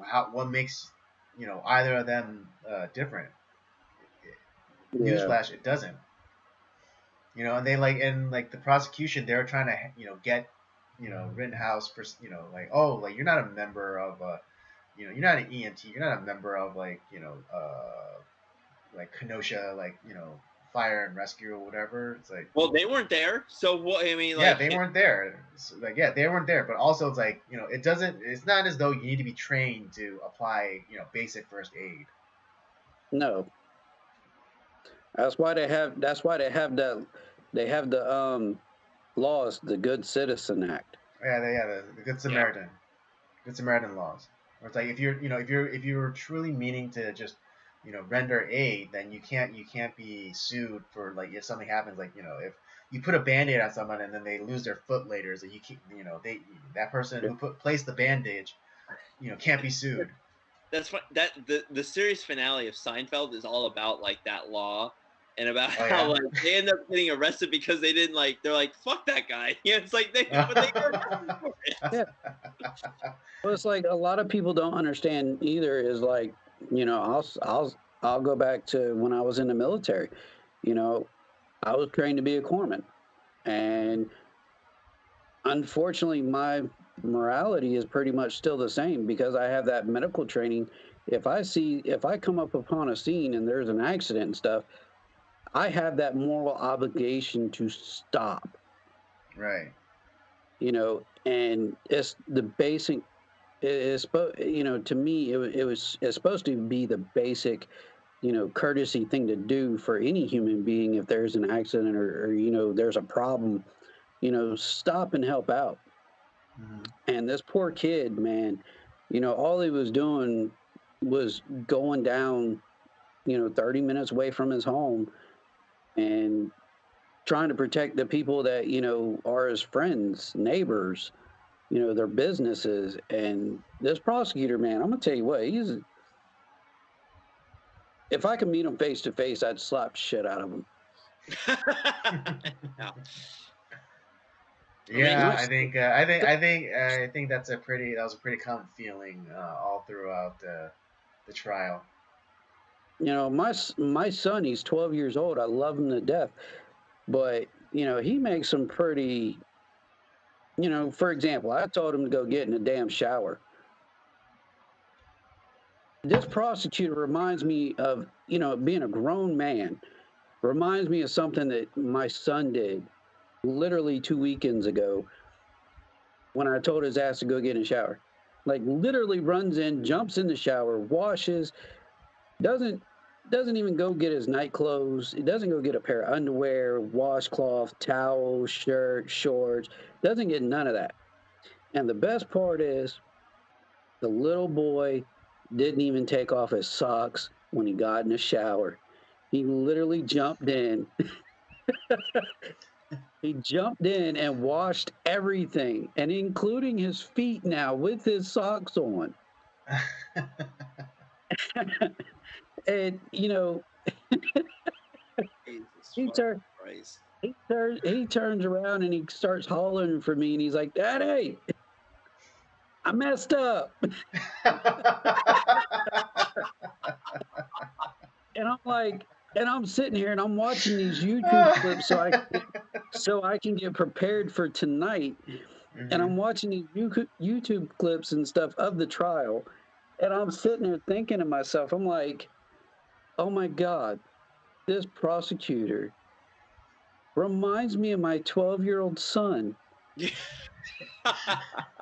like, I messed up. I love my son to death. He's very smart, but good kid. He's a good kid. Yeah. Unfortunately, because you know, he is my son, and I'll say it. Just like every guy out there, we all have lapses of judgment. There are just times he's a complete moron. Yeah. And you know, I don't act and say that, you know, I know all about the law and everything like that. But when you're told not to ask certain questions, and as a human to grab a, you know, and know the basics of gun control. One, you don't point a gun unless you intend to shoot something. Yeah. Two, you don't put your hand on the trigger until you're ready to fire. You know, and what that man did in the courtroom, I'm sorry, but if I would have been a juror, just like Robert said, I'd have been highly pissed, and I don't think I'd have been able to sit in my seat because that chair would have been thrown at his ass. Yeah. You know, I will say I'm not a very violent person, but when you are doing something stupid like that, I've seen guys with an unloaded weapon and watch them shoot themselves in the chest because because they, you know, thought, oh wow, they're, you know, it's not, you know, the magazine's not in a magazine well. They're shooting around. Oh, around in this fucking chamber, you dumbass. Guess what? my Marine was sitting there. He was cleaning out his weapon, and the thing went off, and the round hit him straight in the chest.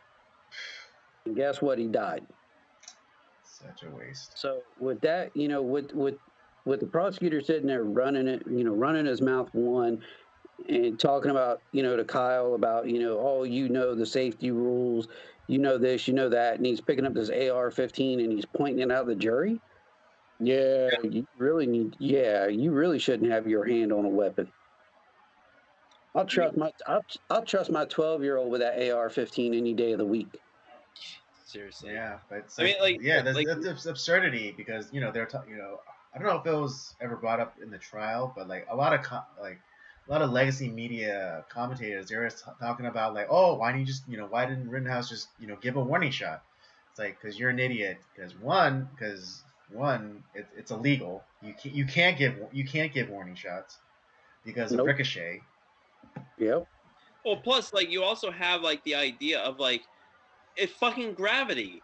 Yeah, if you're shooting like rounds in the air, those are gonna come down. Like you don't know where they're gonna come down at. Right. Yep. Exactly. Yeah. Second. Yeah. Because like the example I was giving was more like if you shot it at the deck, there's a fear of ricochet. But then also to Robert's point, yes, if you try to you shoot off warning shots into the air, what goes up must come down. Come down. And the other theory too about if you give a warning shot, okay. Yeah, I'm going to give a warning shot. Well, guess what? If the other person has a gun, they're going to shoot me. Bingo. Right, exactly, because they're going to take that warning shot as provocation, and so like, oh, well, he shot a round in the air, so I thought he was shooting at me. So. Yep. Don't Kyle? You were supposed to die. Like you're a white young white man. You're supposed to die. That's essentially what they want. They want him dead. It's like It's like, Kyle, if you weren't aware, that's the rule. Those are the rules now. Like if you're white, you have to die. So infuriating. I just the whole the fact that prosecutor pointed that gun. I know it's not loaded, but fuck, you're pointing at the jury. We just got through this whole shit with like Alec Baldwin, and you're gonna pull that shit? Are you a fucking moron? Well, clearly he is.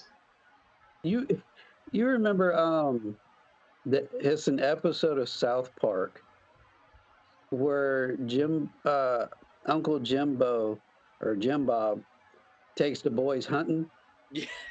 Have you ever seen? He's coming around for us. Yep. Oh God. Or at least like in later seasons, like it's like we're thinning out their numbers. Oh Jesus Christ.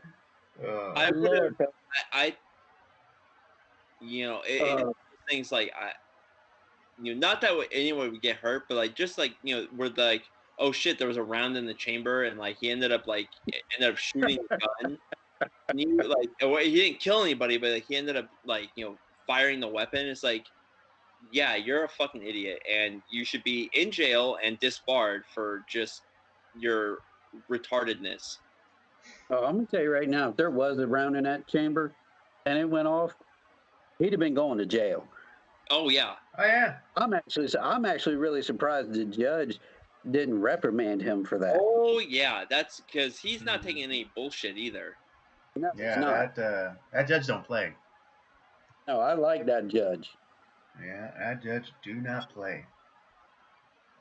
So that old man was sitting there telling him, well, I know what I would do if I was the defense. But I'm gonna keep that to myself, and y'all go ahead and y'all do what y'all need to do. Yeah. And it was like, yeah. It was like, damn, that to me, if I would have been a defense attorney and stuff, and I would have heard a judge say that, I'd have been like, I moved to have a mistrial. Yeah. But yeah, if I was a juror, I'd be absolutely furious. Like that fucking thing at me. Don't put your goddamn finger on the trigger. How many? Like, you can simulate with your hands. We get the point. Like you don't need to put your goddamn hands on the gun and point it at us. You fucking idiot. Especially if you don't know basic gun control. Which he does not. Gun safety. No. Yeah. You know, it's amazing. Like the moment this country like turned its back on guns is when like we started having gun problems. Jesus. You know, I mean, before, like, yeah, this country was very much, you know, it had a gun culture, and California used to be a gun. We used to, yeah, used to have a lot of hunting. You know, until like all the stupid gun laws came in. I want to be in a state where I can fucking carry a gun in a holster, like at the goddamn grocery store. That's where I want to be. Come on. I think more like constitutional carry is becoming more of a thing, and I think I'm not gonna say it's gonna come tomorrow to California, but in terms of the rest of the country, yeah, I think it's coming soon, because I mean, we're seeing all these things and all these movements. Like there's like a bunch of states like becoming like Second Amendment sanctuary states. Yeah. No, I just South Carolina's one of them. Yeah. And then what is it? Idaho just became constitutional carry. Yeah. And a bunch of states are going that route too. So I think not soon, but relatively soon. I think constitutional carry is just it's going to be the law of the land. Well, I really want to get my wife. I want to teach her how to gun safety, how to fire a weapon, and eventually like I think we should have some weapons. We should have like a gun or two in the house. Yeah. Well, I mean, for her, I would suggest a 38. Yes, she needs a small weapon. Yeah. but I want to teach her. There's nothing to be scared of. Right. And especially someone of her stature, she should know how to fire a weapon. Always true. Always. Teach her the way of the Marine. Well, I'm probably gonna like end up like taking her to like a gun safety course. I'm gonna take her to the range at some point, and like I want to teach her how to shoot. And I to be honest, I need to refresh myself. I haven't shot a gun in a long ass time, to be honest. So I need to refresh myself too. Treat her cheap. Yeah, just because I haven't fired. I haven't fired a weapon in 10 years. Really? Yeah. Oh. Like 5 for me. My friend let me shoot a Scorpion. That's a fun gun. Nice. Ooh. Yeah. My neighbor likes to walk outside and shoot his gun, so I go over there and shoot it with him. Nice. Nice. The one thing that I do regret of my time, there's a couple things I regret like that I didn't do when I was in the Navy, is I totally could have gotten my gun qual medals, at when we were at FOTC. Dude, you were such a paper pusher, dude. All the time, and I don't know why I decided not to get the goddamn, like the gun qual. I could have totally done it. Dude, I didn't even get my gun qual, and I went with the Marines. What? You didn't get your gun quals? Hey, look, man, no, That's easy. I mean, he's a corpsman, so I can't say anything because I could have done the same thing, but I was like, I'm shocked you didn't. Look here, man. When you get told, hey, look, you can shoot a shotgun, you can shoot the M16, you can shoot a 9mm. You're not touching the 240. You're not touching the 50 cal. You're not touching the 40 cal. But let me tell you what. The day I got on that 50 cal, I had a master gunnery sergeant walk up and say, "What the hell are you doing up there? You told me to get up here and shoot the gun. That's what I'm doing. Doc, get your stupid ass down here." I literally look like Homer Simpson going, "Don't." Yeah. Hey, but what people don't know is the fact that them damn grenade launchers and shit fucking are awesome. Yes, they are. Yes. Not the 203s now. Not the 203s. That's the M16s with the grenade launchers. Yeah, the attachment. Yeah. Yeah, not those. No, the real grenade. With the real grenade launchers. The 40 mics that they got. Yeah. Ooh, those are cool. I got to shoot a couple of those out in the Euphrates River. Lucky bastard. Nice. All you got to see was the water. It hit the water and it goes. Yeah, big, I'm like, Bellagio fountain. Yeah. Hey, that's awesome. When I was over there, I got put with the AAV platoon, and we weren't allowed to drive the AAV, so we got Humvees and 7 tons. Well, because of an unfortunate incident that it involved me and a Marine Corps captain, and if it would have been my option, the captain would be dead, but unfortunately it's not. Wish no ill will on anybody, thank God. But I got put with a bunch of reservists after that incident, and they just didn't care. They really didn't. I was allowed to fire a 203. I was allowed to fire the 50 cal, the 240s, the what was it? They called it the 40 mic, which it was essentially a grenade launcher. Yeah. And that's how I learned how to shoot all that crap. Nice. So, yeah, I don't know about you, but my cousin who's in the military, he's in the Air Force, but he always said that that reservists were useless. Yes, they are. And anybody who's watching who is a reservist, I'm sorry, but you don't go through the same stuff that active duty personnel went through back in the day. I'm sorry, you just don't. The Simpsons, I think, talking about the reservists in a very accurate way, where it's like, well, you'll get drunk off your ass and just, shining sand shoes. Well, Robert, you remember being at FOTC. Yeah. And I was a E3, she was a E4, and they came from Chicago. Yep. You remember them? They were the reservists. Oh, Jesus Christ. Yeah. They literally had, it was like, me and you, we had to stay in standards.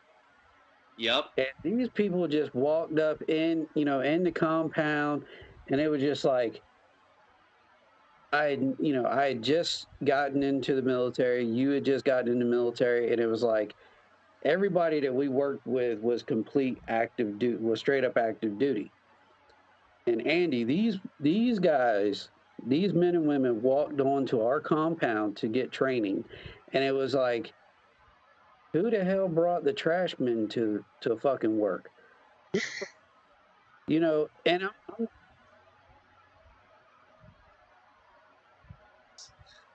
I'm not putting that, don't get me wrong, if anybody works for sanitation and they're the trash men, I have my cousin works for the sanitation in Ohio, but who brought the bags of ass to our place of employment? And it was sad because you're coming in to be you get your order to be active duty, and then you want me, who is already active duty, to share the same pay grade as you, but yet you get paid more than I do.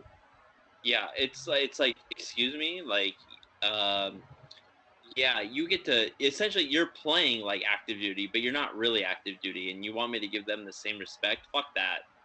Yeah, it's like, okay, you want to play soldier? You want to play soldier? Get your ass in the backyard with some fucking Nerf guns. Let the real men and women fucking play with the real guns. Yeah, I was that. always kind of pissed me off a little bit because I opened up a can of worms. Because it's one it's one of those things like you've been in like you retire from the military after 20 years and like you still kind of want to be in it, like so you join the reserves after your active duty. Yeah. Fine, I'll give that person respect all day long. Oh yeah. But the people that join, they want to dabble in being in the military and like they want to be a reservist. The weekend warriors. Yes. They become an E5 or whatever, and like the guy that's active duty, they're 24 hours a day, 7 days a week. That's an E4. Like they're just under you, but they want to like treat you like, oh well, I'm a higher rank than you. It's like, no, you're not. You come here like you play soldier once a month, 2 weeks out of the year. Like, give me a fucking break. Like, you're not the same as me. Like Robert, Andy, I don't know if he told you much about, what he did at our first command together and stuff. Like, Robert was, I love him to death. He's my little brother. But, he did admin, he did the paperwork and all that for the classes that came on board. My job, on the other hand, was, yes, I was a corpsman.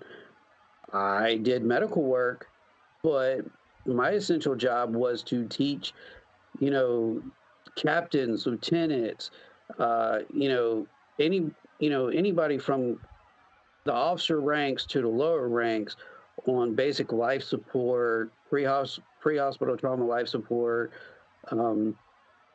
stuff like that, and then teach them on how to put up the fleet hospitals for when they go to Kuwait, how to break it down, how to do patient care. This is stuff that these people are technically supposed to be doing in their everyday job, and Robert was in his job the whole time we were at our first command. I was not. I'm a corpsman. I'm supposed to do medical work. I actually had to leave the command in order to how to, have my first patient. Yeah, that's right. And my first patient was the nastiest thing in the world, which we can talk about after we get out of here. Okay, for sure. But But no, I only had I have one experience with a reservist, and I've shared this with Robert, and it's like it was the most infuriating thing I've ever had to experience because it was just like complete jackassery. The hell with that shit, dude. I call anybody out as a reservist and looks like a bag of ass. I'm not denigrating people that join the reserves. Like, you're anyone that is willing to join the military in any capacity does deserve some form of respect. But if you're gonna come and you're gonna be a reservist, but you're coming in you look like a bag of ass. You're not shaved. Your uniform looks like shit. But yet you're right. Don't compare me to you. Fuck off. Like that's. If I was in y'all's situation and I had to deal with the reservists, I'd be like, don't compare me to you. You want to know? You want to hear something really funny? Do tell. This is actually really messed up, and I didn't know this, but like I said, my whole when you first join the military, you sign up for 4 years, unless you're a corpsman and you sign up for 5. If you have a regular contract, you have what they call is IRR, is inactive reserve time. Yep. And it's for 4 years, which when you get out of doing active duty, you actually have to go report to a recruiter. Yep. You are technically supposed to do that. If you don't, you can actually get you're able report. Yeah. Well, I spent 8 years in altogether. My whole contract was 8 years. I tried to, redo it and everything like that, but they wouldn't, they would let me do it, but I didn't have that much of time to get my, my thing. But, I sat here and, we were going through my paperwork. Me and the chief were actually going through my paperwork. And the messed up part was when I came into the military, I was supposed to be doing active duty. You want to know what they had on my paperwork? That nobody bothered checking to change or anything like that. They had me listed as reserve. Are you fucking kidding me? Had I seen your service record, I would have changed that shit, dude. Well, here's the part. When this chief seen that, okay, when the chief seen that in North Carolina, now mind you, I had already been to Iraq. Yeah. I come back to Hawaii, and I got transferred from Hawaii to North Carolina. Well, nobody had caught this mistake, not even me. I never saw your service record. I would have caught that mistake. And I'm sitting here like, and this chief is like sitting me down, and he's like, listen, he's like, so you're a reservist, so this is what we have to do. And I was like, whoa, no, I'm not. I'm like, y'all better sit down and rewrite this paperwork. I don't care what y'all got to redact, but y'all better sit down and change this, because I've been active duty the whole 8.5 years that I've been in.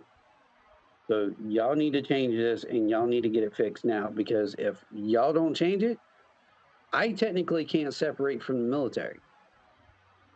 Yeah. And he turned. I don't know what he did. I don't know who he called in, what was it, Tennessee?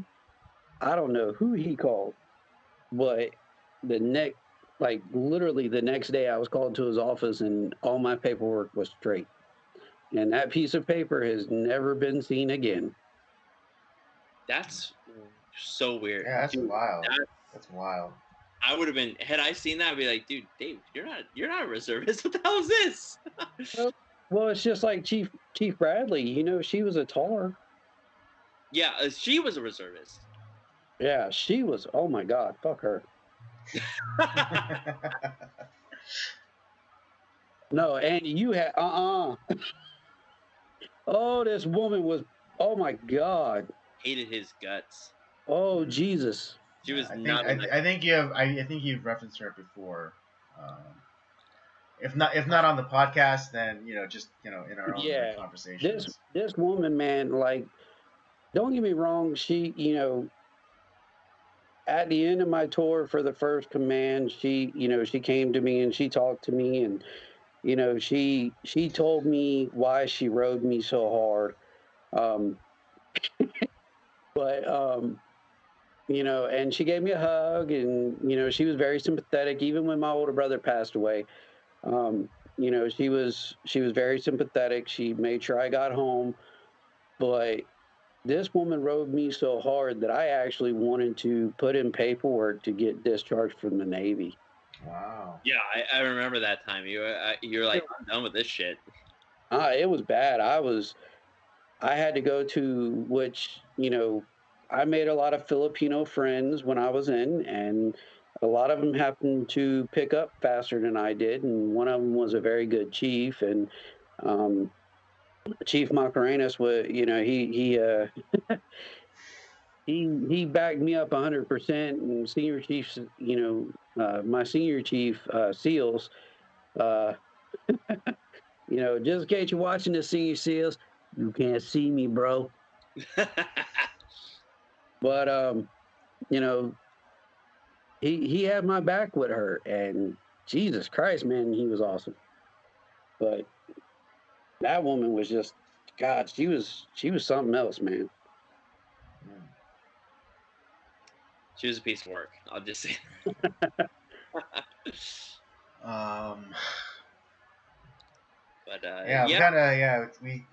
we went on a little a rabbit trail. But, yeah, my bad.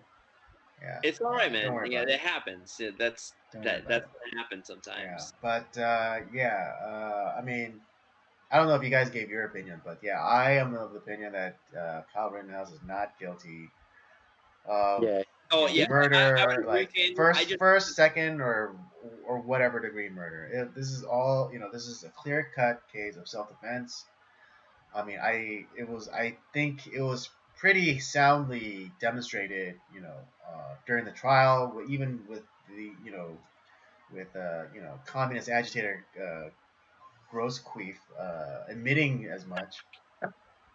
So the only thing is like, yes, is he not guilty? Oh, absolutely. I completely agree with that. I'm just skeptical that they're gonna find some way to screw him.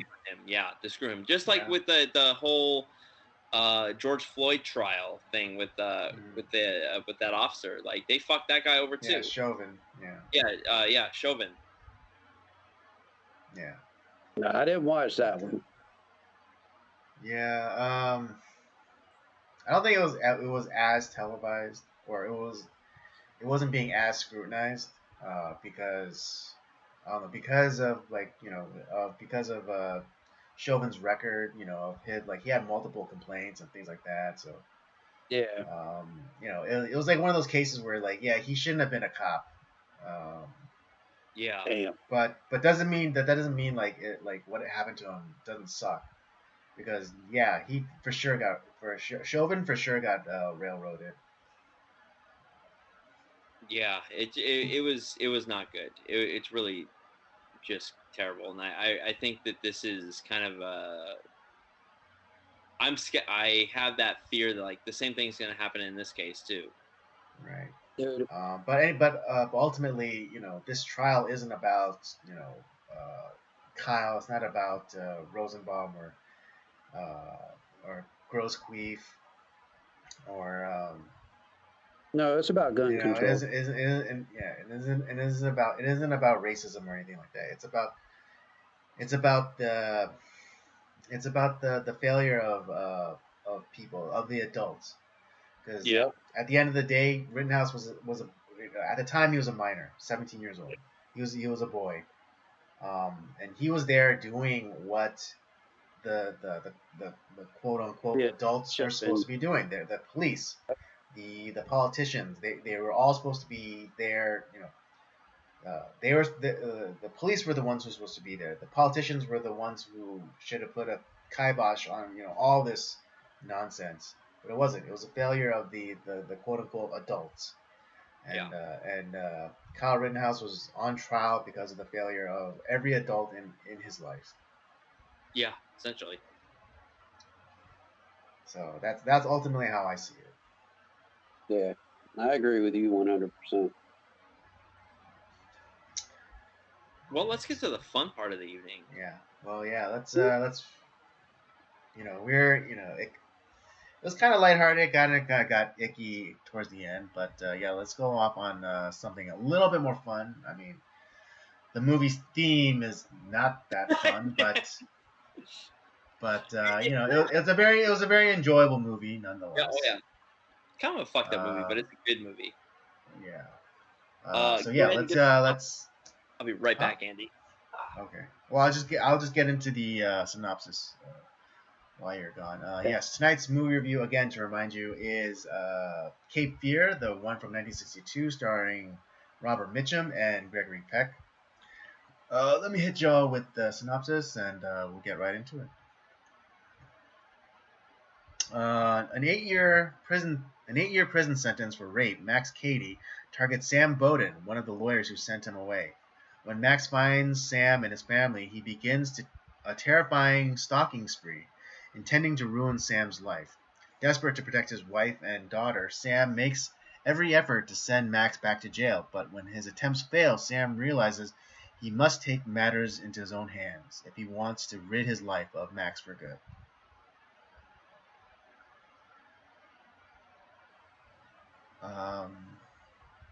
What'd you think of the movie, Andy? What was it? What'd you think of the movie? Oh yeah, I like this movie. Now, did you like the 62 movie or the 91 movie? I like them both, but for different reasons. Yeah. Although I will give the slight edge to the 62 version just because I really like Robert Mitchum and Gregory Peck. Yeah. How did you guys first come to Cape Fear? Like when did you know, oh, this is a movie that's out there? Whether it's the did you guys see the original first? Did you see the remake first? I saw the remake first. I had no idea that the remake was even a remake until you had brought it to my attention. Yeah, my thing exactly. I didn't even know that they had the 1962 version until you said it last week. Real. So I'm gonna say how I came to Cape Fear. The Simpsons is how I came to Cape Fear. And the yes, episode, that is correct. The Sideshow Bob episode, Cape Fear with an E at the end of it. Right. That's how I came. Yeah, and I didn't, and I because I went a little bit above and beyond, which is not usually what I do. But today I watched the remake, the 1991 version. And, you did the extra credit, Andy. I'm so proud of you. Yeah, I did the extra credit. You're rubbing off on me. A little every week. I haven't got to the point where I'm writing down notes. But yeah, just watching the remake, the 1991 remake, and then thinking back on the Simpsons episodes, like wow, they really took a lot from the remake. Yeah. Well, so here's because I was really looking. Thankfully, like they did a lot of interviews with like the original cast and director and stuff like that, talking about the movie. And so the way that this movie came about is this is around the time where a lot of actors were creating their own production companies. Like Kirk Douglas and Burt Lancaster had their own production company. So Gregory Peck's like, well, I'll create my own. And so he came up with they were looking for a movie to do for like their first movie for their production company. And they stumbled upon the book The Executioners, which is like, oh, it's a thriller. Like let's do that. That sounds fun. And he at the time, Gregory Peck was filming. What's that? Well, it was either like they found the book or the author of the book reached out to them. I forgot exactly how that came about, but essentially they're like, hey, yeah, that sounds like a fun movie to do. And at the time, Gregory Peck was filming Guns of Navarone with the director J. Lee Thompson, and he's like, hey, we're doing this movie. Why don't we do this movie next? And he essentially like hired J. Lee Thompson to do Cape Fear. And J. Lee Thompson, he had done like the films that like we know him from. He did Guns of Navarone. He's done several of the Planet of the Apes films, like the sequels, Murphy's Law and Death Wish with Charles Bronson, Death Wish 4 with Charles Bronson. I haven't seen 4 yet, which I'm gonna watch that soon because it's Charles Bronson, Death Wish, gotta watch it. But the J. Lee Thompson was talking about how he wanted, when they were starting to like do this film, like he was inspired, like he kind of wanted to be like Hitchcock. He was inspired by Hitchcock and wanted to kind of make a movie kind of like he would. He's like, oh, the movie's got to be in black and white. He even hired Bernard Herrmann, or actually no, he didn't hire him. The production company is like, we're gonna hire Bernard Herrmann to do the score. You don't have any objections to that, do you? It's like, well, no, because he was a really famous, musical producer at the time. He did a lot of Hitchcock films. Bernard Herrmann had actually done. He's worked for his first film was Citizen Kane, and his last film I think was Taxi Driver. So he worked for a good 40 years doing some of the most famous music career. Taxi Driver's a good one. The score of this movie, like that's what you remember, like that haunting score is so memorable. I need my phone for my notes.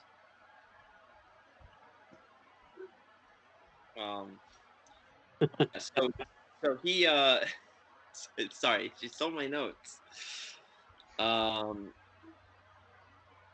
Oh, she's there? Yeah, she walked into the room for some reason. Anyways, She's trying to hurry up. Anyways, the other thing about this too is Gregory was Andy laughed at it.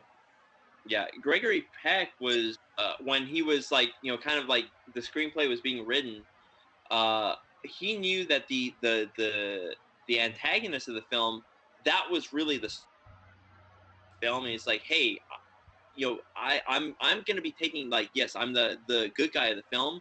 I'm taking the lesser role, but don't let me get lost in the film as an actor. And but he trusted the directors, like, you got this. Like, just make sure that there's a balance between us where, like, I'm not like forgotten as a character, because every time Robert Mitchum is on screen, it's like everyone reacts to what he's doing. So he really is the star of the film. Mm-hmm.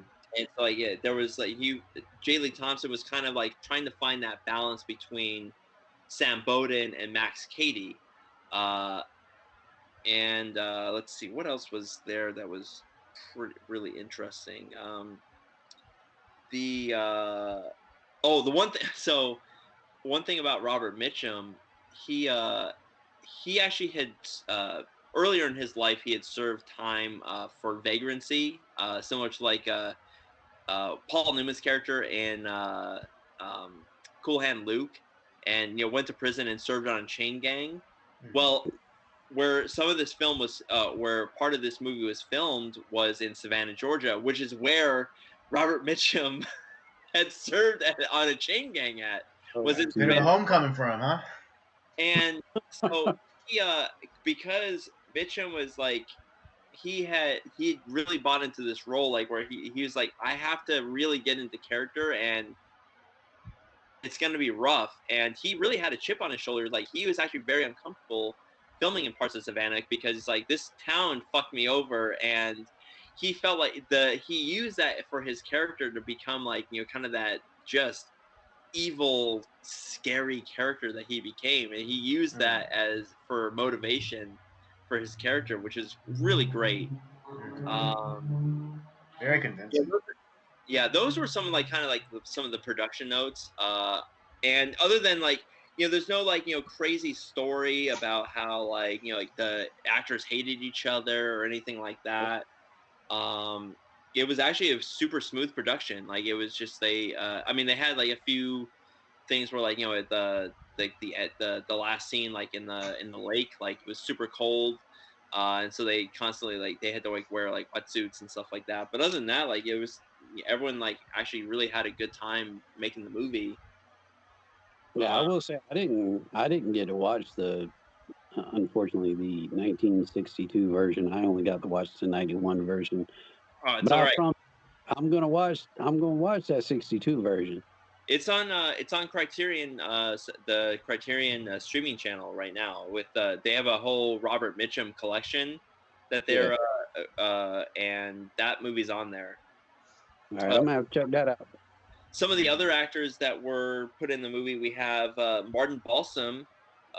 He's Mark Dutton. He's the police captain or chief. Yeah. Last movie we saw Martin Balsam in that we reviewed on this channel was 12 Angry Men. He's also in like On the Waterfront. He's in a bunch of stuff. He's Psycho. Yeah. He's in Psycho. Yeah, another great movie. We have Telly Savalas as the private eye, Charlie Severs. Last movie that we talked about him in was The Dirty Dozen, who he's a fucking insane person on that movie. Yeah, very convincing. Paulie Bergen was a choice by Gregory Peck to play his wife. And I forgot like the name, the actress that played the daughter. That was not initially who J. Lee Thompson wanted, and I forgot the name that he wanted. But she was doing a couple of like the Disney films, like the live action Disney films at the time. So like, I don't know if it was like Mutiny on the Bounty or like 20,000 Leagues Under the Sea or whatever. But she couldn't. But they actually the actress that they got, like, she did a great job as Nancy Bowden in the film. Was it Nancy or Nikki?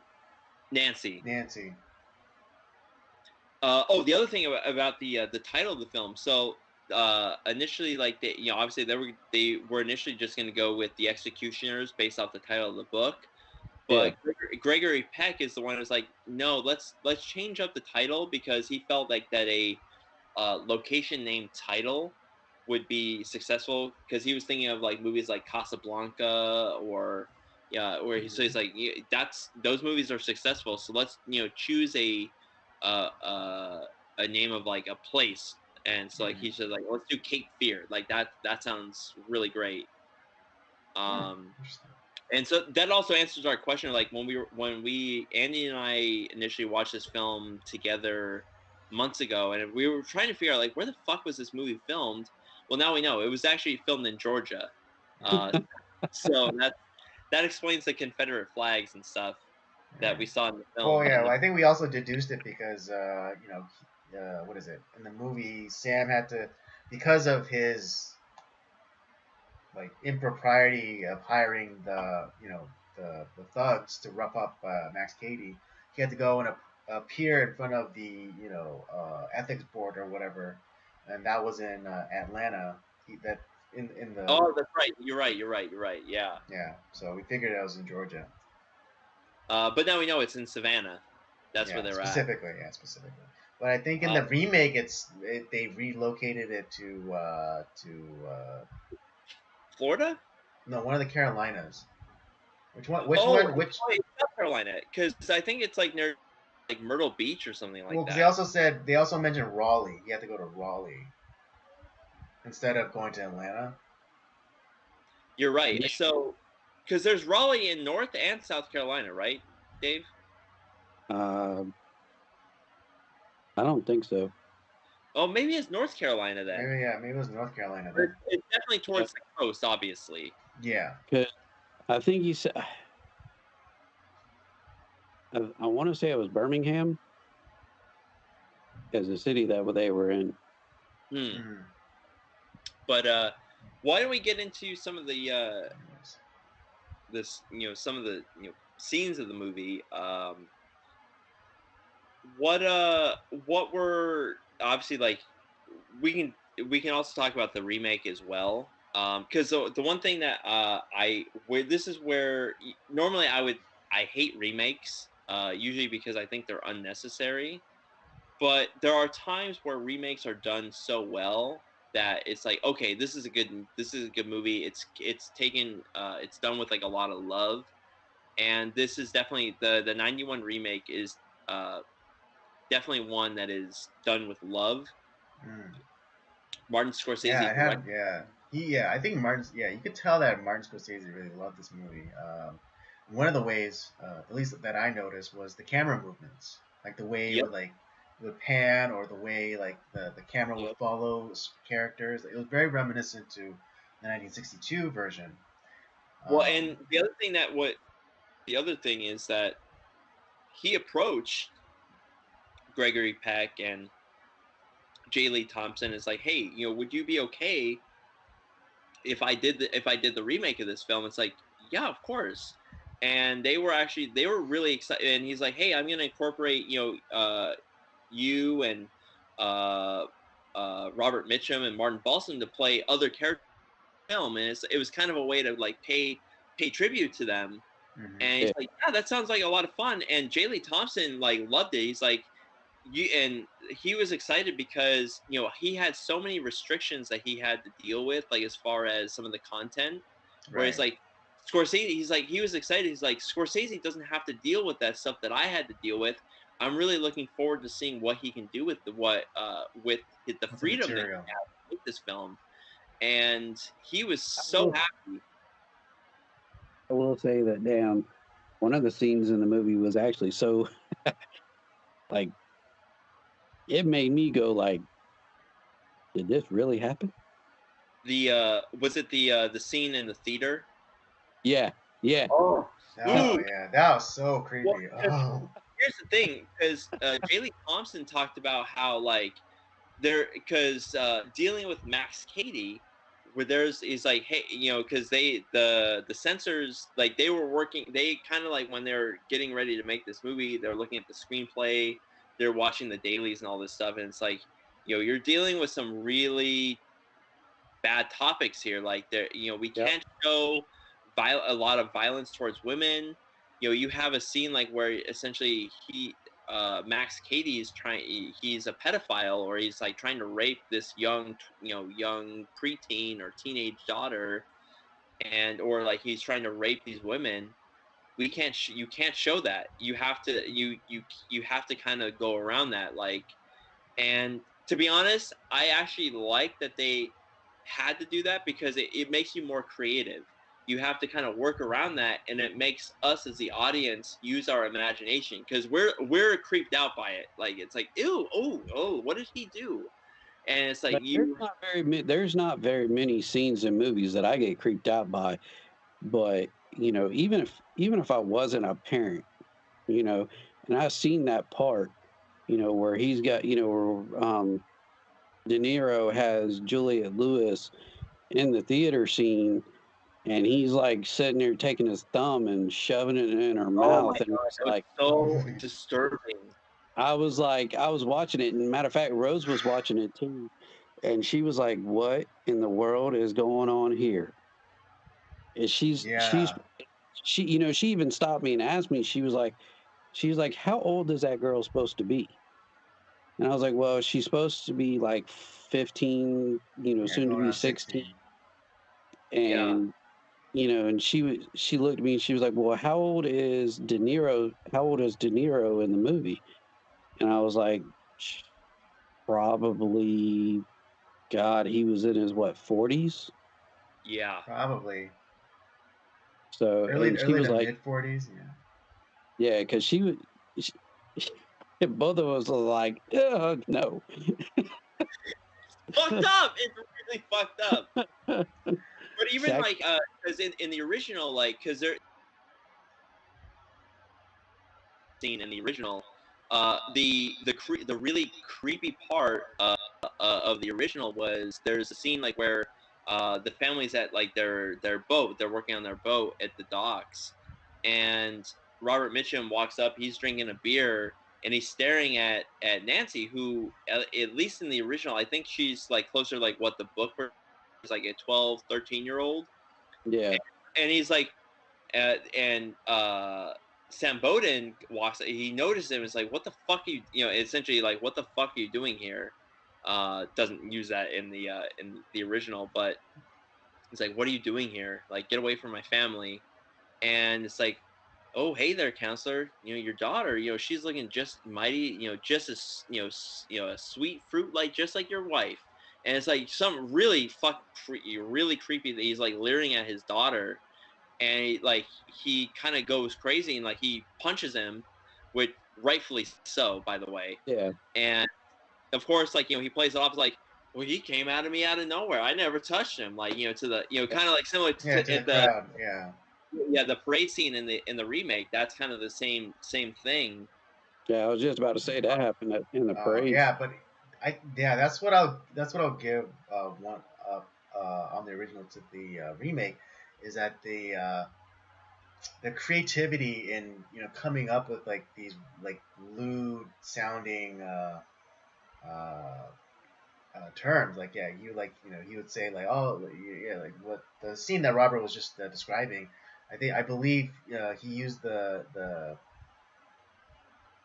adjective juicy to describe Nancy. It's like oh yeah, counselor, it's like your daughter's getting juicy like a mama. I was like, oh my god, I was like so creeped out.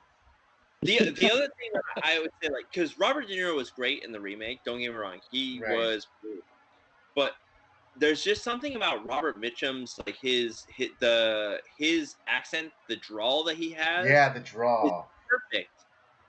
It's weird because it's simultaneously disturbing yet also somewhat charming.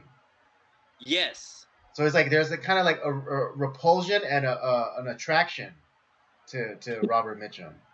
Exactly. Yeah, that's the thing. Like where, De Niro, who he actually was like, because when they cast De Niro for the remake, he talked to like Robert Mitchum, and was like, hey, are you okay with like me playing your part. Like he actually showed a lot of respect to Robert Mitchum. He's like, yeah, dude, you're the guy. Like you're great. You know, you're gonna do a great job.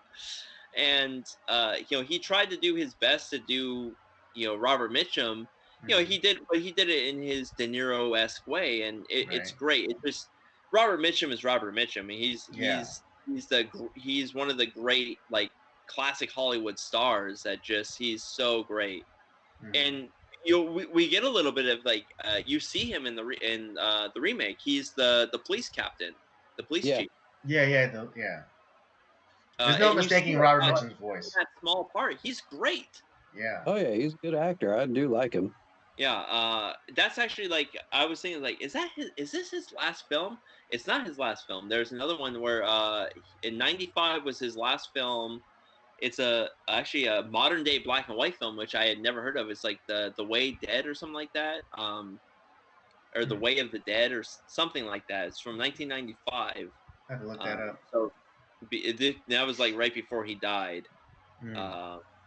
But he is, even at 91 in 1991, he's still like he's I think in like his 70s or whatever, like late 70s. He's still on top of his game. He's brilliant. Yeah.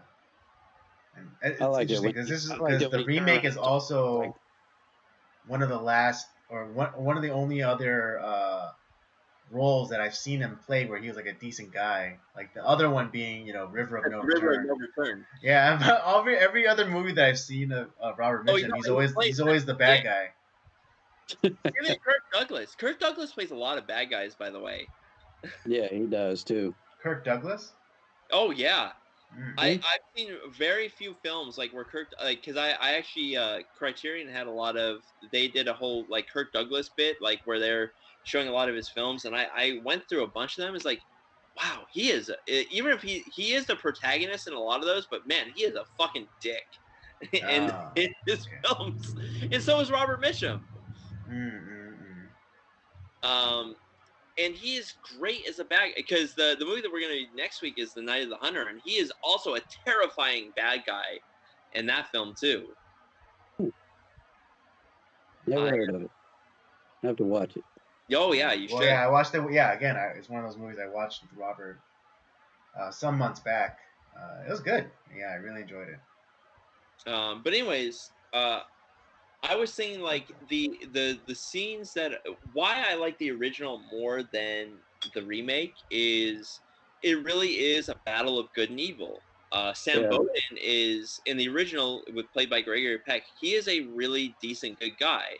The story is that he's a lawyer who I think he was visiting somewhere and he came upon Baltimore. in Baltimore. He came upon this assault, which I think essentially was like he was trying to rape a woman, Max Cady, and he ended up like stopping it, and he testified like what he witnessed, and that put away Max Cady for 8 years. And Max Cady got his he stewed upon that, and he wanted to get revenge upon Sam Bowden. And in the original, Sam Bowden didn't do anything wrong. He did what was right. Right. He just testified against him. Yeah, he had this evil. You have this evil man who is just wanting to enact, evil upon this good guy, and the fact he's trying to, change, trying to like destroy his morality in a way, and he almost succeeds in a lot of ways. He hires guys to beat the shit out of Cady. He tries to do he goes about doing a lot of these things to try to get rid of Cady, and it's like he's even like sacrificing his career and everything just to get at this guy.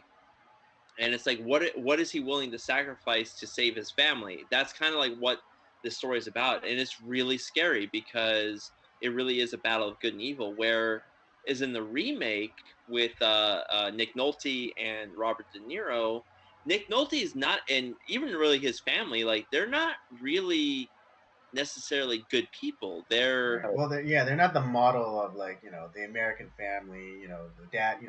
Father knows best. Supportive wife, dutiful daughter, and things like that. Well, and then even like the woman that's attacked, that like it's essentially like they didn't sleep together, but like they were having an affair. Yeah, it wasn't it wasn't a physical affair, but it was an affair nonetheless. Well, speaking of the new one and stuff, or the remake and everything, the other thing that creeped me out too is, it goes along to me being a dad.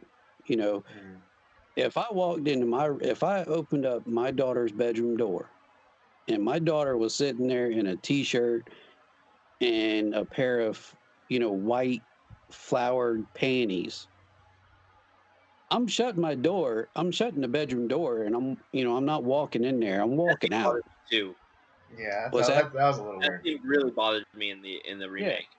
Yeah. And the other thing is him sitting down on the bed.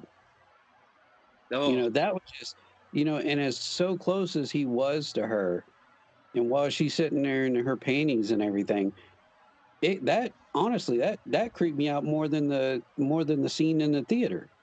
It really did. It creeped me out, and especially like how physical he got with her. Oh yeah. That was super uncomfortable. Because it was like, Well, yeah. Well, I mean, I don't know if maybe we're reading it wrong, but I mean, because I understand, because like he's wanting to know, like, oh, did he touch you? Did he touch you? And then like she has like this kind of like knowing smile on her face. Yeah. And it's not necessarily confirming that he did, but it's like, it wasn't like in a weird, it wasn't in a kind of a aggressive violation, but like she enjoyed it, and it's like, and I think that's what like kind of like makes him like go crazy. This is the part that like I because I have a hard time with this, like with the remake, was where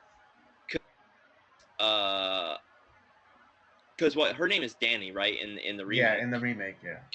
And is obviously she's young, so she in a lot of ways she's innocent, but in a lot of ways she's not. Where she was intrigued and kind of wanted the advances of Max Cady, right? Yet because she was getting the attention she's always wanted as a woman. Yet at the same time, she was also creeped out by it, and so she told like what had happened, but at the same time, it's like he never forced himself on me, which he never really did. Yet it's just like it's just really like, and she was almost like, wow, like this is probably the first man or first boy that like had ever showed her that type of attention. Yep. And she liked it. And that's like why she was smiling, and like kind of her feelings are just as confused. Right. And it's just everything is just really unsettling all around. It's really, just before we get any too far along, I just wanted to bring up this one point before I forget it. But you were talking about how Max Cady is trying to essentially corrupt Gregory Peck's character. I forget the character's name. Sam Bowden. Sam Bowden, that's right, Sam Bowden. In a weird way, I wonder if this Cape Fear inspired Chris Nolan, because this is basically Dark Knight.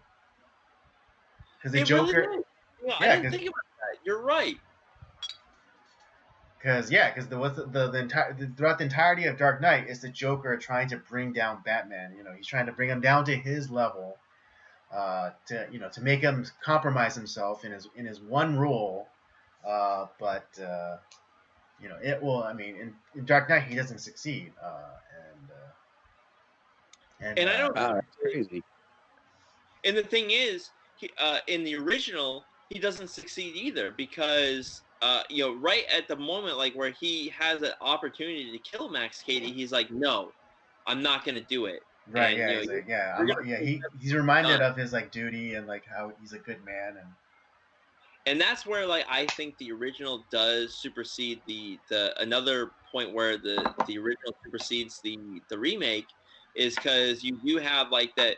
Yes, Sam Bowden does not kill Max Cady, but he allows him to die essentially. Yeah. Right. Again, another kind of like Batman theme where well, this one in the first one, Batman Begins, where it's like it's like, I'm not going to kill you, but I'm not, I don't have to save you either. Yeah, there is a lot of. You're right. There's a lot of Batman in both the original and the remake. God, I would have not made that connection. Thank you, Andy. That is this is the remake has a lot of Batman Begins in it, and the original has a lot of The Dark Knight. Yeah. Right. Repeat that last bit. I was saying that the remake is a lot like Batman Begins. I don't have to. I'm not going to kill you, but I don't have to save you. Whereas, right. Like with the original, it's a lot like The Dark Knight, where it's like the Joker's. Max Cady's trying to bring Bowden down to his level. Yet he doesn't succeed. Yeah, but yeah, in that way, I kind of like the 62 version because it's Sam Bowden like remembers his his character and like his integrity, and so like he doesn't kill Max Cady as opposed to the 91 remake where yes, Sam Bowden was gonna kill Max Cady, but kind of in a foreshadowing way when he was talking to the police chief, talking about it was an act of God. In that way, God kind of acts in the water to move Max Cady out of the way as Sam Bowden was gonna kill him. I never caught that. That you're right. That is totally like that's a great plant with that line. Yeah, it's a little setup that pays off at the end. Yeah. Because he was like saying like, this isn't conspiracy or premeditated murder or anything. He's like, this is I forget what the legal term was, but it's like, yeah, this is an act of God. Like force majeure or something like that. Yeah, force majeure. And it's like, this isn't me like doing anything. This is God acting, or interceding, which again kind of is like when Sam Cady in the remake, anyways, tells him to read Job, which is in the Bible the story of a man that God allows for everything to be taken away from him. And that's like I said, there's a lot of like that really is the theme in the remake is like the Book of Job. That's essentially what Cady is trying to do to Sam Bowden, and to take everything that he loves away from him, and to destroy it and to destroy him. Whereas I really feel in the original, it really is just a force of good versus evil. Yeah, that's just straight up, dark side versus the light. Damn, now I'm really gonna have I'm really gonna have to watch the first one. Yeah, like it's a good one. It's this is one where like they're both the same movie in a lot of ways, yet in a lot of ways they're very different from each other. Different. Yeah, and like I said, I normally hate remakes, but I actually really love this remake. It was done with a lot of love. It honored the original, yet was its own thing in the same way. Yeah, well, see, I watched, like, I know this ain't like watching the movie or nothing like that, but I will say that I watched the extended version of the trailer for the 1961 version, and that thing was long, boy. Good Lord. Yeah. Oh. But yeah, you're I implore you, watch the original.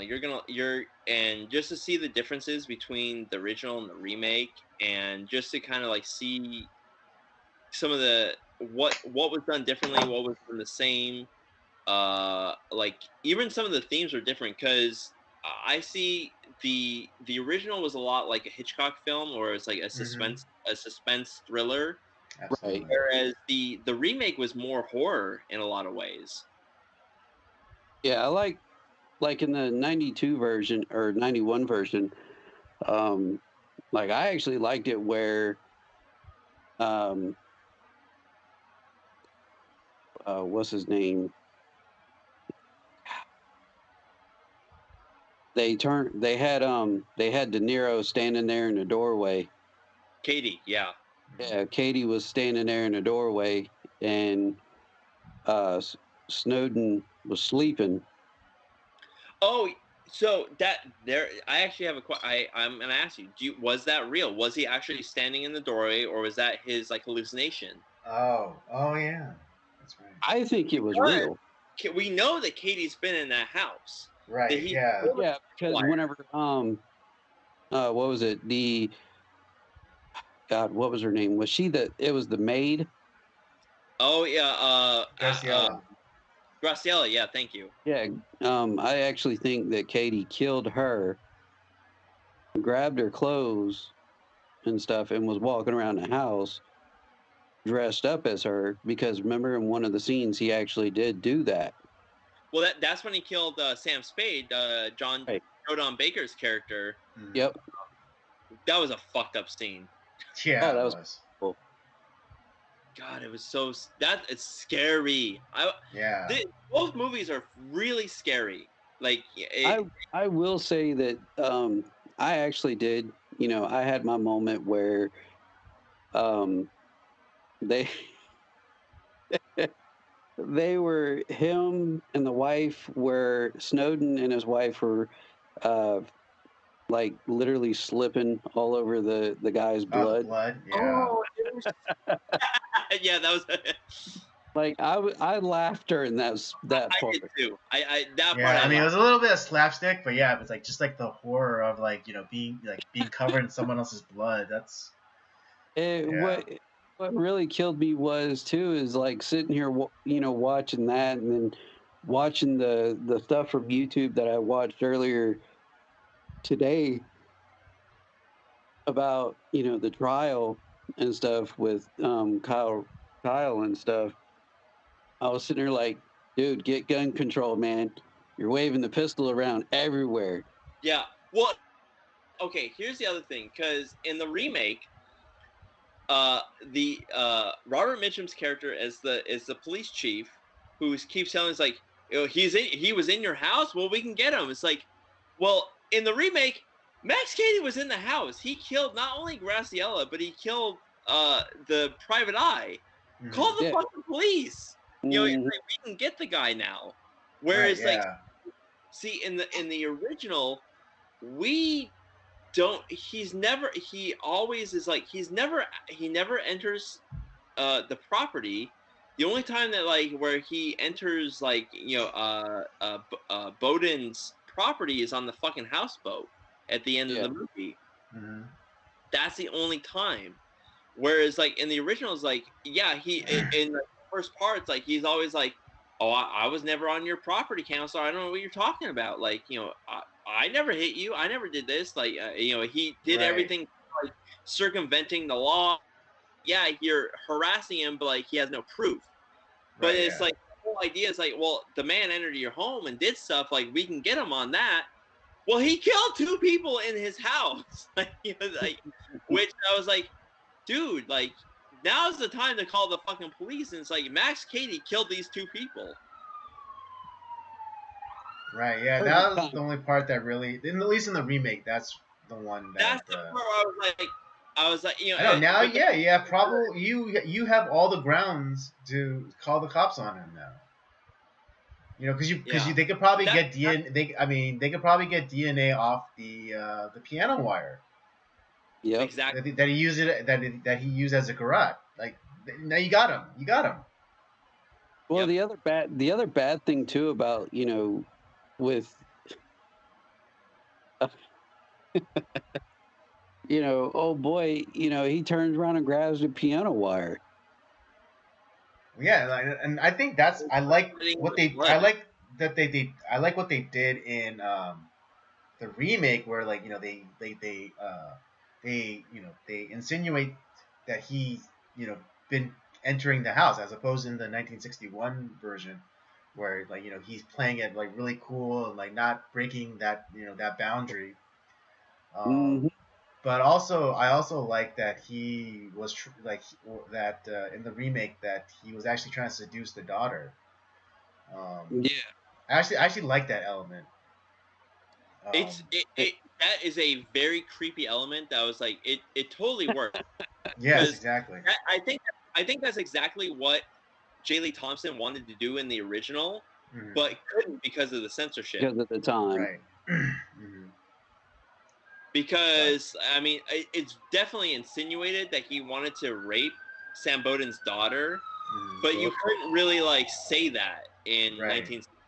That's why he had to use like innuendo and like euphemisms. And, yeah, that's like through the trailer and everything like that. That I'd seen. They kept telling her to, stay on the boat. Stay where you're at. Don't go out. Or not. Yeah, it was. Stay in here. Don't go out there. Don't do this. Don't do that. And it was just like, damn, he really wants the daughter. Yep. Yeah.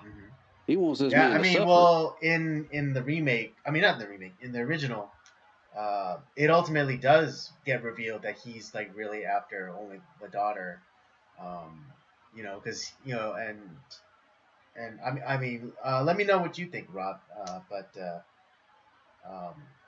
It didn't matter if the mother like sacrificed herself and like offered herself up to Katie. Like after he was done with her, he was just gonna go after the daughter, regardless. Oh yeah, that was his whole goal, to be like the thing. Max Cady, both in the original and at least in the original, he wanted to just destroy the family. He wanted to destroy Sam Bowden and his family. Like it was, like I said, it's just an evil force trying to destroy the good.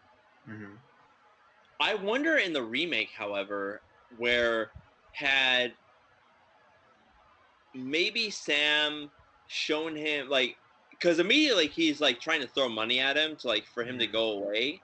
Right. I wonder had he like, hey, you know what? I messed up as your attorney or whatever, and like I stuffed this evidence. I really messed up, and like I should have done better as your attorney. Because to me, like in a lot of ways, like there the scene in the theater with like his daughter where like you never judged me, you didn't, I did these bad things, but you never were scared or like were willing, looking at me in a bad way or whatever. I think had Sam Bowden, even if he had failed as his attorney and like he went to jail and all that stuff, had he like given everything he could give and defended him properly, I don't think this movie happens, because I think the only reason in the remake that Max Cady comes after him is because he finds out, through his study of the law and like what he found out through the appeal process, like Sam Bowden like kept from the trial that put me in jail, that could have maybe like either gotten me off or lessened my sentence. He did not do everything he could do as my defense attorney. Which I will say, like, even Sam turned around and said that, oh, well, I stashed a piece of evidence, but really sitting here saying that a woman was promiscuous, for 1 month and had sex with 3 different men, that really shouldn't. Kobe huh? That's the Kobe Bryant trial. Oh, she had sex with 3 different men in the same month, so that makes her a hoe. Yeah. What? Sir, how many people how many men have different sexual partners within a month? I'm sorry, but I'll say it. I'm equal opportunity. If a man can do it, a woman can do it. There are some things that a man can do. There are some things that a woman can do that men and women just can't do. Yeah. Right. I mean, yeah. I mean, that's why I say, like, I'll punch a woman in the face because I believe in equality. Well, hell, there's a lot of Clint Eastwood movies that show him punching a woman in the face. It's right. great. And I mean, sometimes accidentally, sometimes just on purpose. Something, but that's missy for me. That's yeah. But if anything, the remake kind of highlights the importance of getting your information firsthand, or through primary sources, or just looking into the matter yourself. It's kind of tying it to today, with like media as it is, not giving us the full story. It has kind of, I mean, just trying to turn a frown upside down. But yeah, just the way, like, kind of the same way that Max Cady, took upon himself to represent himself and to look at all the evidence himself. Maybe we too have to have that kind of mentality when it comes to information that we get. Yeah.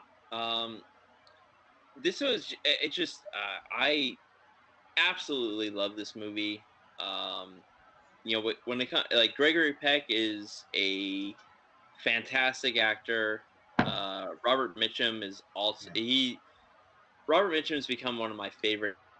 I've been watching now that, because he's on. They have a whole film set dedicated to him on Criterion. I've been going through some movies that I have not.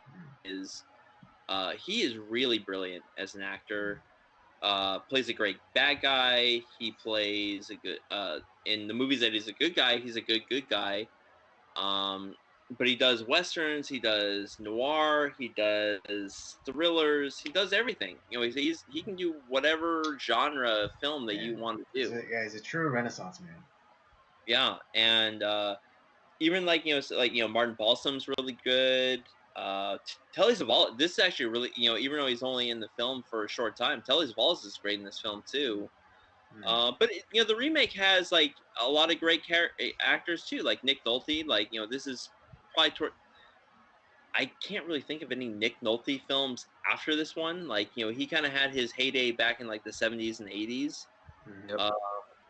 But then that one shining moment he had when he did that movie, that MMA movie, A Warrior, where he plays like the dad. But then you have like Juliette Lewis, who she's really this is like kind of like her version, start of her career. You have Joe Don Baker, who's been in a bunch of stuff. Like, we see him in Goldeneye. That's right. We reviewed of him. He's also in another one of my really good bad films called Mitchell. It's like which is really bad, but it's great at the same time. You have, but then you also bring back the original characters that are playing different parts. Right. You have Robert Mitchum, you have Gregory Peck, you have Martin Balsam playing different characters in the film. I mean, it might seem obvious now, but I like that they switched the characters for Gregory Peck and Robert Mitchum, where Robert Mitchum plays the good guy, and Gregory Peck plays not a bad guy, but the shady lawyer. The shady lawyer, yeah. It was great. I love that. I thought that was a great thing to do. Let me ask you a question. When I know it's going to sound kind of crazy, but Katie was supposed to be some dumb redneck, hillbilly hick, and Bowden even said, I had to. What's that? In the original, he's from Baltimore. He's a New Englander. Okay. And plus, because Robert Mitchum's actually from Connecticut, so you have him playing like this guy from Baltimore who, he has a little bit of his like accent. I don't know if that was just played up or whatever, like for his character. This one, like, he's definitely kind of like that Southern Baptist, Pentecostal, like, that's the type of that he's trying to play, that De Niro's trying to play in the remake. Well, if you go back to the opening scene where he's sitting there doing his pull-ups or whatever you want to call them and stuff while he's in his jail cell, when they're panning down and everything, I was sitting there thinking to myself, you know, because I had to rewind it a couple of times, but if you watch it, as he's coming down, he's got pictures of, you know, Patton. Yep. And then it's going down, and then it shows Black Bolt. Yeah. And I'm sitting there going, what the hell? I'm like, you go from General Patton to Black Bolt to a couple of other people and stuff, and Stalin, Mussolini. There was Stalin. There was it was like, what the hell is going on this wall? Like, you know, who? Yeah. And then, you know, it pans out, you know, to some of his the books and stuff that he had up there, and it was like, you know, there was no background of who he was, what he did beforehand. Well, here's the thing: is like, see, in the original, it's kind of like a show don't tell. We kind of like get like kind of an idea of his well, in the original, we don't really understand like too much of the background of Katie, whereas in the remake, it is a kind of a show don't tell. All his tattoos are a story. Yeah. Right. Which we don't get in the original. Per se, like we get a few things. The whole thing is like where in the original, like he essentially talks about how he killed his ex-wife, and really fucked up. In this one, we don't quite get that, but like the tattoos tell the story instead of like us hearing about like, you know, some of the things. Yeah, because like when he was sitting in the bar.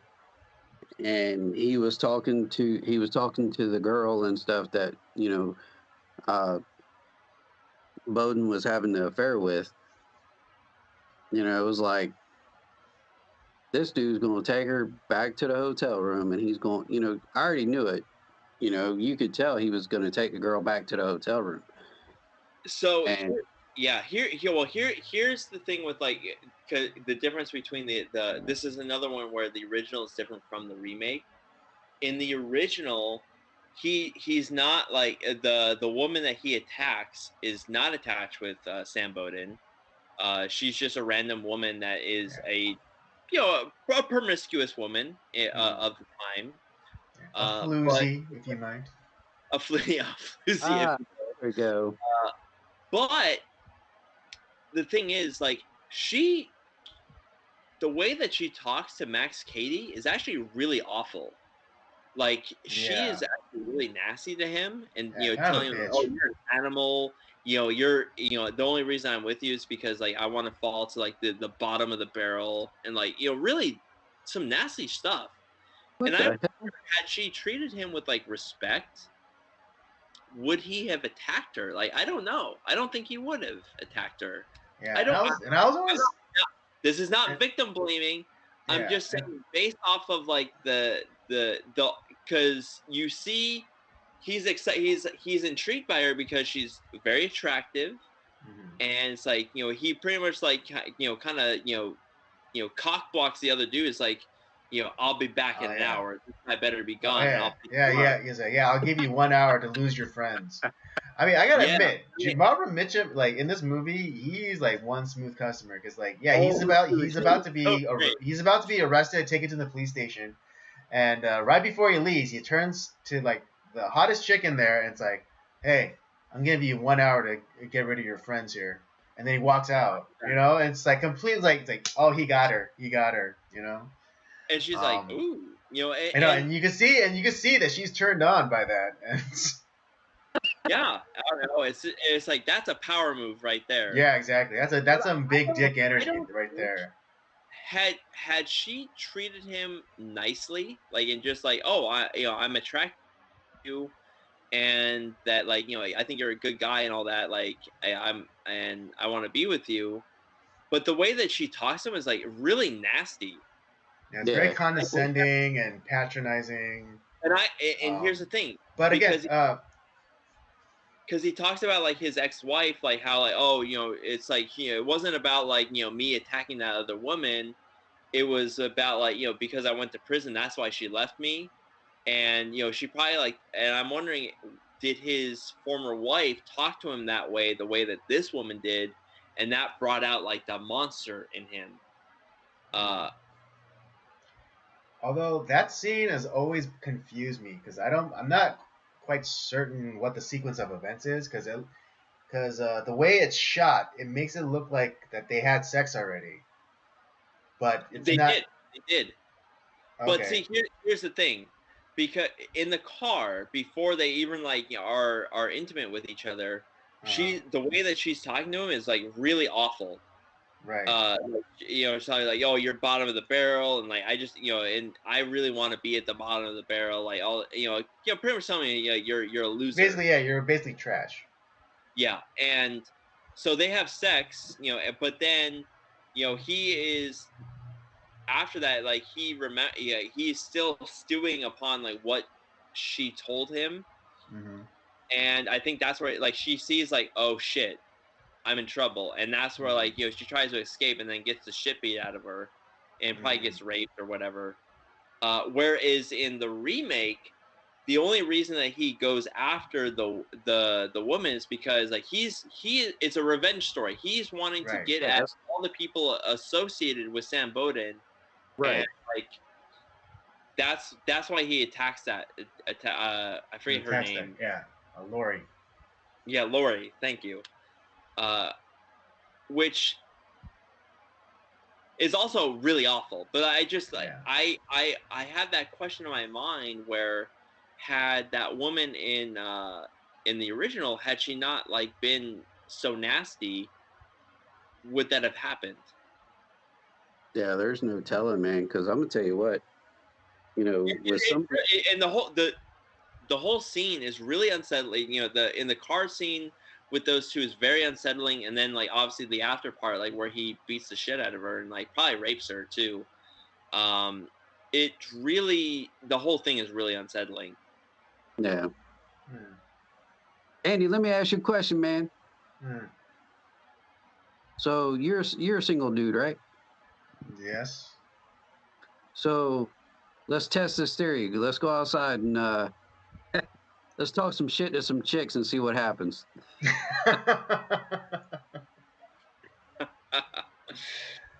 Andy's a good customer, let me tell you. Let's see if they can talk it back, and let's see what happens. Yeah, I mean, yeah, I'm a talker, you know, for sure. But there we go. Yeah. But what is it? Yeah, I mean, even on Halloween, I got an unsolicited kiss from this girl at this club that I was at. So. Oh shit! Was that the day I was there, or the day? Yeah, that was the day that you were there. Oh shit! Why didn't you tell me? Yeah, no, I was just dancing, right? I was just dancing, and then you know, this girl, and like, well, it really didn't go anywhere because she was with some dude, and you know, they were admiring my costume, and you know, and on the back, you know, because I went as the cookie from I don't know if you watched Squid Game, but I went as the cookie. And on the back, I kind of made like a sandwich thing. So like there were like, you know, round cutout with a drawing of an umbrella, and on the back it's, you know, it said "lick me." And then so yeah, I mean, I don't know if you're familiar with Squid Game, but yeah, I've watched a couple episodes. Okay, well I don't want to. Well, I think that happens in episode 3. Yeah. Yeah, but anyways, yeah, and so this girl, you know, is telling me, it's like, oh, I really like your costume. I was like, oh, thank you. And then like, you know, kind of, you know, cheekily, I turned around and I showed her on the back, said, lick me. And then I turned back around and she said, and then she says into my ear, it's like, oh, has anyone licked you yet? And I was like, no one's licked me yet. And so like, after I say no one's licked me yet, she like she gives me a kiss. Hey, so, damn, dude. Damn. Yeah. Although of course, you always come up with the best lines later, but I could have, I could have, said to her, I could have prompted her as like, no, but you want to be the first? Hey, there you go. Yeah. It's like, come. I'll be back in an hour. Lose your friends by then. Right? No, yeah, no. That would have been perfect. If only I remember that line from that movie. Oh God. I could have used it, but yeah, no, I'm a pretty smooth cuffs. I mean, not to toot my own horn, but damn, Andy's the man. Really is. Do you guys have any other thoughts about like Cape Fear? And I do want to say something like where because how I came to the movie Cape Fear was through The Simpsons, and I always thought like obviously like there's the Sideshow Bob theme that that really starts from the episode Cape Fear from like season 5. When I first watched Cape Fear, I was like, holy shit, that's where the Sideshow Bob theme comes from. Like that was my thinking, and I didn't realize that it was Bernard Herrmann that like created this iconic score for Cape Fear, which was arranged by Elmer Bernstein, who also has done a bunch of great like music and movies. And then Alf Clausen did another rearrangement of that theme for The Simpsons. But I was like, holy shit, this is where they got the Sideshow Bob theme. And hell, even like the look of Sideshow Bob, if you look at the face. Yeah, no, I was just about to bring that up. I think because at least initially you don't really get that from like his initial appearances, but when they did like this Cape Fear inspired episode, I think they did like a redesign on Sideshow Bob to make him look more like Robert Mitchum. Yeah. And also I just realized another little Easter egg from the Simpsons episode is when they changed their name from Simpson to Thompson. I think that is a shout out to the director. You're right. Yeah, and not just the Simpson. You're right. Yeah, not just like kind of like because Simpson rhymes with Thompson. But I really think it was a shout out to the director for the original. Yeah, they were honoring both the original and the remake exactly. when they did that episode. Exactly. I totally missed that. I think you're 100% correct on that. Yeah, I mean, I just because I looked up because I was about to bring up the thing about Sideshow Bob and Robert Mitchum too, and then I was like scrolling down, and then I was looking at pictures. Once again, me, same page. And then I saw the picture, the FBI agents, just as they're going to go into witness protection, and it's like, all right, you'll be Homer Thompson. It's like, and then I just realized, oh, yeah. Oh man, I that's a part that I missed. That makes so much sense. Mm-hmm. And it's great. Cape Fear, the Simpsons episode, the Scorsese remake in '91. Who, in a way, kind of like he is really good at making these like kind of like remakes / sequels to movies like from the past. He did this with he did a great remake of Cape Fear in '91. Also did essentially kind of like a remake / sequel of The Hustler with Paul Newman in The Color of Money. Color of Money. Which is a brilliant film that you need to watch both of those. They're really great. And J. Lee Thompson really, in a lot of ways, he's honoring Alfred Hitchcock, who was like one of his heroes, and that's what we get in the original Cape Fear. It's essentially like his version of a Hitchcock film, and it's brilliant. Yep. And the thing is, it's scary. It's I'm on the edge of my seat the entire movie, and that fucking score by Bernard Herrmann is just I can't get it out of my head. It's so good. Indeed. But, well, I guess we'll get to our ratings. Yeah. Who wants to go first? I'll go first. Um, I'm gonna. Well, yeah. Okay, we'll just do the original one. I'm gonna give it a 4. Ooh, a 4. Okay. I'm gonna give it a 4. 4 is it's really good. And again, like most of like when I ding a movie, it's always usually over technical things. Um, and I mean, the only real complaint I have, well, somewhat like, okay, I'll just highlight this one.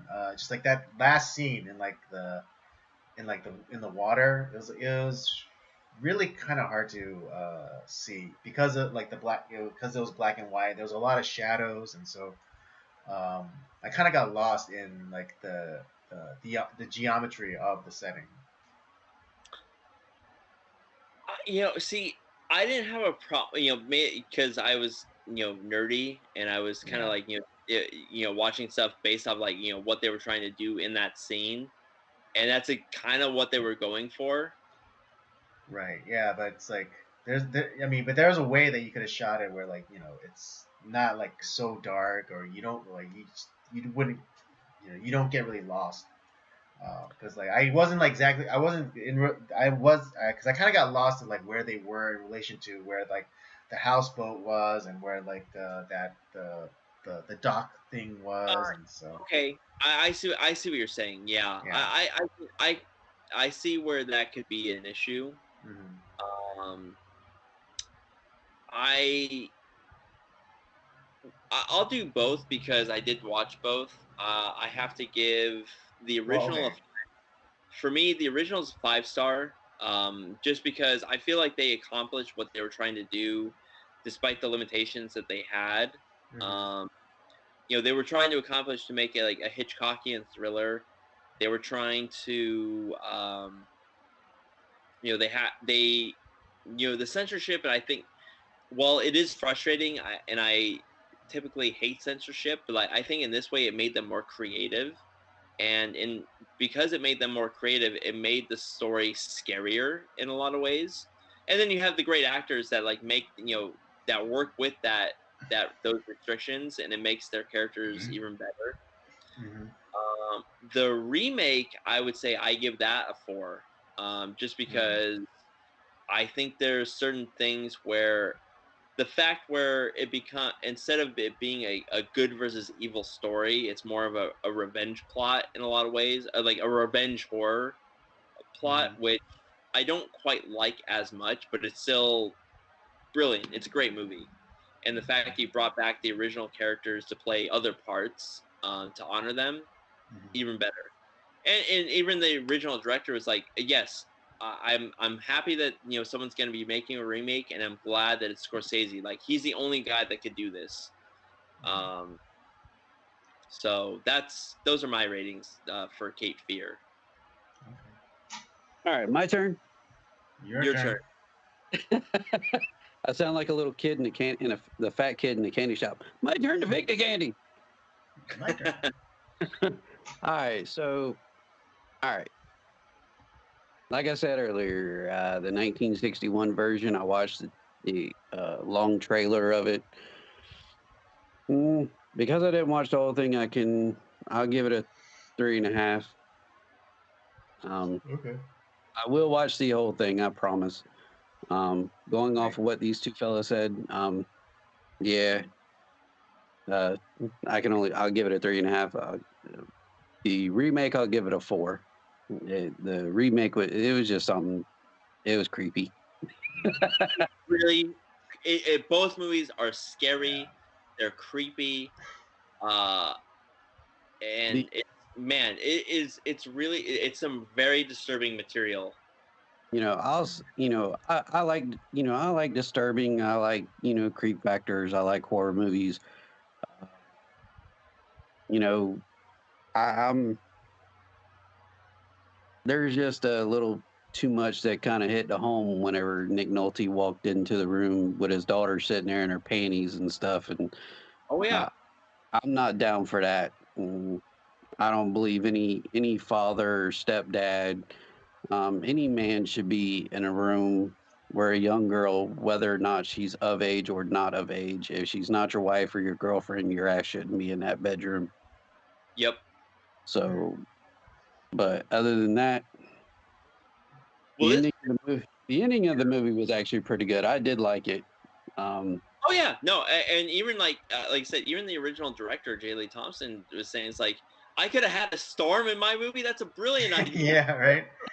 he loved that ending. He was like, "This is perfect." I was so happy that he did that. I was like, I didn't even think of that. It was possible. Well, okay. Yeah. Well, since you guys gave your score for the remake too, then I'm gonna give my score. I'm gonna give the edge slightly to the remake. I'm gonna give the remake 4.5. Wow. No, I'm not admonishing you, Andy. I'm a little surprised. Yeah. Well, I think just because the benefits that Scorsese had in like not being censored was he was able to tell a more disturbing movie, and he was able to go deeper. Yep. I see. Okay, I see what you're saying. Yeah, so that's the only reason. That's like the only edge. That's like the only reason why I give the remake the edge with the half rating. I guess I'm the old fuddy duddy that loves the original. Hold on, my earpiece crapped out. I think it's back. Both movies are super classics. These are movies you gotta watch them. They're so good. I mean, hell, if you're a Simpsons fan and you like Sideshow Bob, like you have to watch Cape Fear. I mean, that's you have to. It's required reading. All right, it's required reading. I was so. Like I said, I was so blown out of my seat when I was like, "Holy shit! This is where they got the whole like Sideshow Bob like motif." Was right here. This movie right here. I couldn't believe it. It blew my mind. And it's that cinematic archaeology that Andy and I always talk about, like where these movies, like, especially for me, like I had the Simpsons episode, and you hear that theme. And it's like I've seen Cape Fear without seeing Cape Fear in a lot of ways because that Simpsons episode. And so when I'm watching this, like, oh my god, and watching the original and the remake, you see where like the Simpsons like took from both of those and really like made kind of did their own thing with it. It's like, damn, like I've seen the movie already. Like it's kind of like with like, even if you've never seen The Godfather, you've seen The Godfather. Like it's so, you see it so much throughout like all forms of like TV shows and media, any sort of like gangster anything. There's always homage paid to The Godfather because that's the movie that made the gangster picture cool. Exactly. So in a lot of ways, like, I think Sideshow Bob and like The Simpsons, kind of brought back, the coolness of like Cape Fear, like that. And, that's anytime like, Sideshow Bob shows up, they have the Alf Clausen rearranged theme of Cape Fear. So, it's just kind of like, it's the Sideshow Bob theme now. It's great. So I love this. I love this film. I'm glad I got to watch it. I am definitely gonna watch it again, both the original and the remake. I love them so much. And we are on quite a roll this month. Like we've had, at least for me, I've had 3 5-star movies that like we watched, and based off of like what we're gonna be doing for the rest of the month with The Night of the Hunter and Memento. At least for me, another 2 like really great movies to watch. Indeed. Well, that's our review for Cape Fear. I guess it kind of turned out to be a review for both versions. Yeah, I give the original 4 and the remake 4.5. Robert gives the original 5 and the remake 4. You said? Yeah, I said 4. Yeah, 4. And then David, he gives a preliminary rating of 3 for the original, and I'm sorry, what was the rating for the remake? Oh, it was a 4. 4 for that. We'll get his update on the original after he finishes the right. The Yeah, and he presents Robert his book report on the on the first Cape Fear. He'll have my movie report by next Thursday. Right. Don't forget double spacing. You're All right, folks. That was our stream for tonight. I hope you had a good time. I had a good time. I hope David had a good time. I know Robert always has a good time. Great time. Thank y'all. Of course, anytime, dude. Anytime. Don't forget to check out the library of other content that we have. The Circular Jerks main podcast, Nocturnal Transmissions, of course, and Robert's gaming show, Up By Up Down. Don't forget to follow us on our various social media accounts, Twitter and Letterboxd @PodcastCOJ, and Instagram @Circular Jerks Podcast. And don't forget to check out Dave's Twitch channel. The link is in the description. And he will be starting his own YouTube channel fairly soon. It's up. It's up? Okay. Did you send me the link? Oh, I don't think you sent me the link. To you with this. Okay, yeah. Then we'll after this is archived, I will include the link to Dave's YouTube channel. Subscribe, people, subscribe. Yeah, subscribe, damn it, subscribe. All right. Well, yeah, that'll do it for this week. We'll come back next week, and we'll do it all over again. Yes, sir. Keep on jerking it.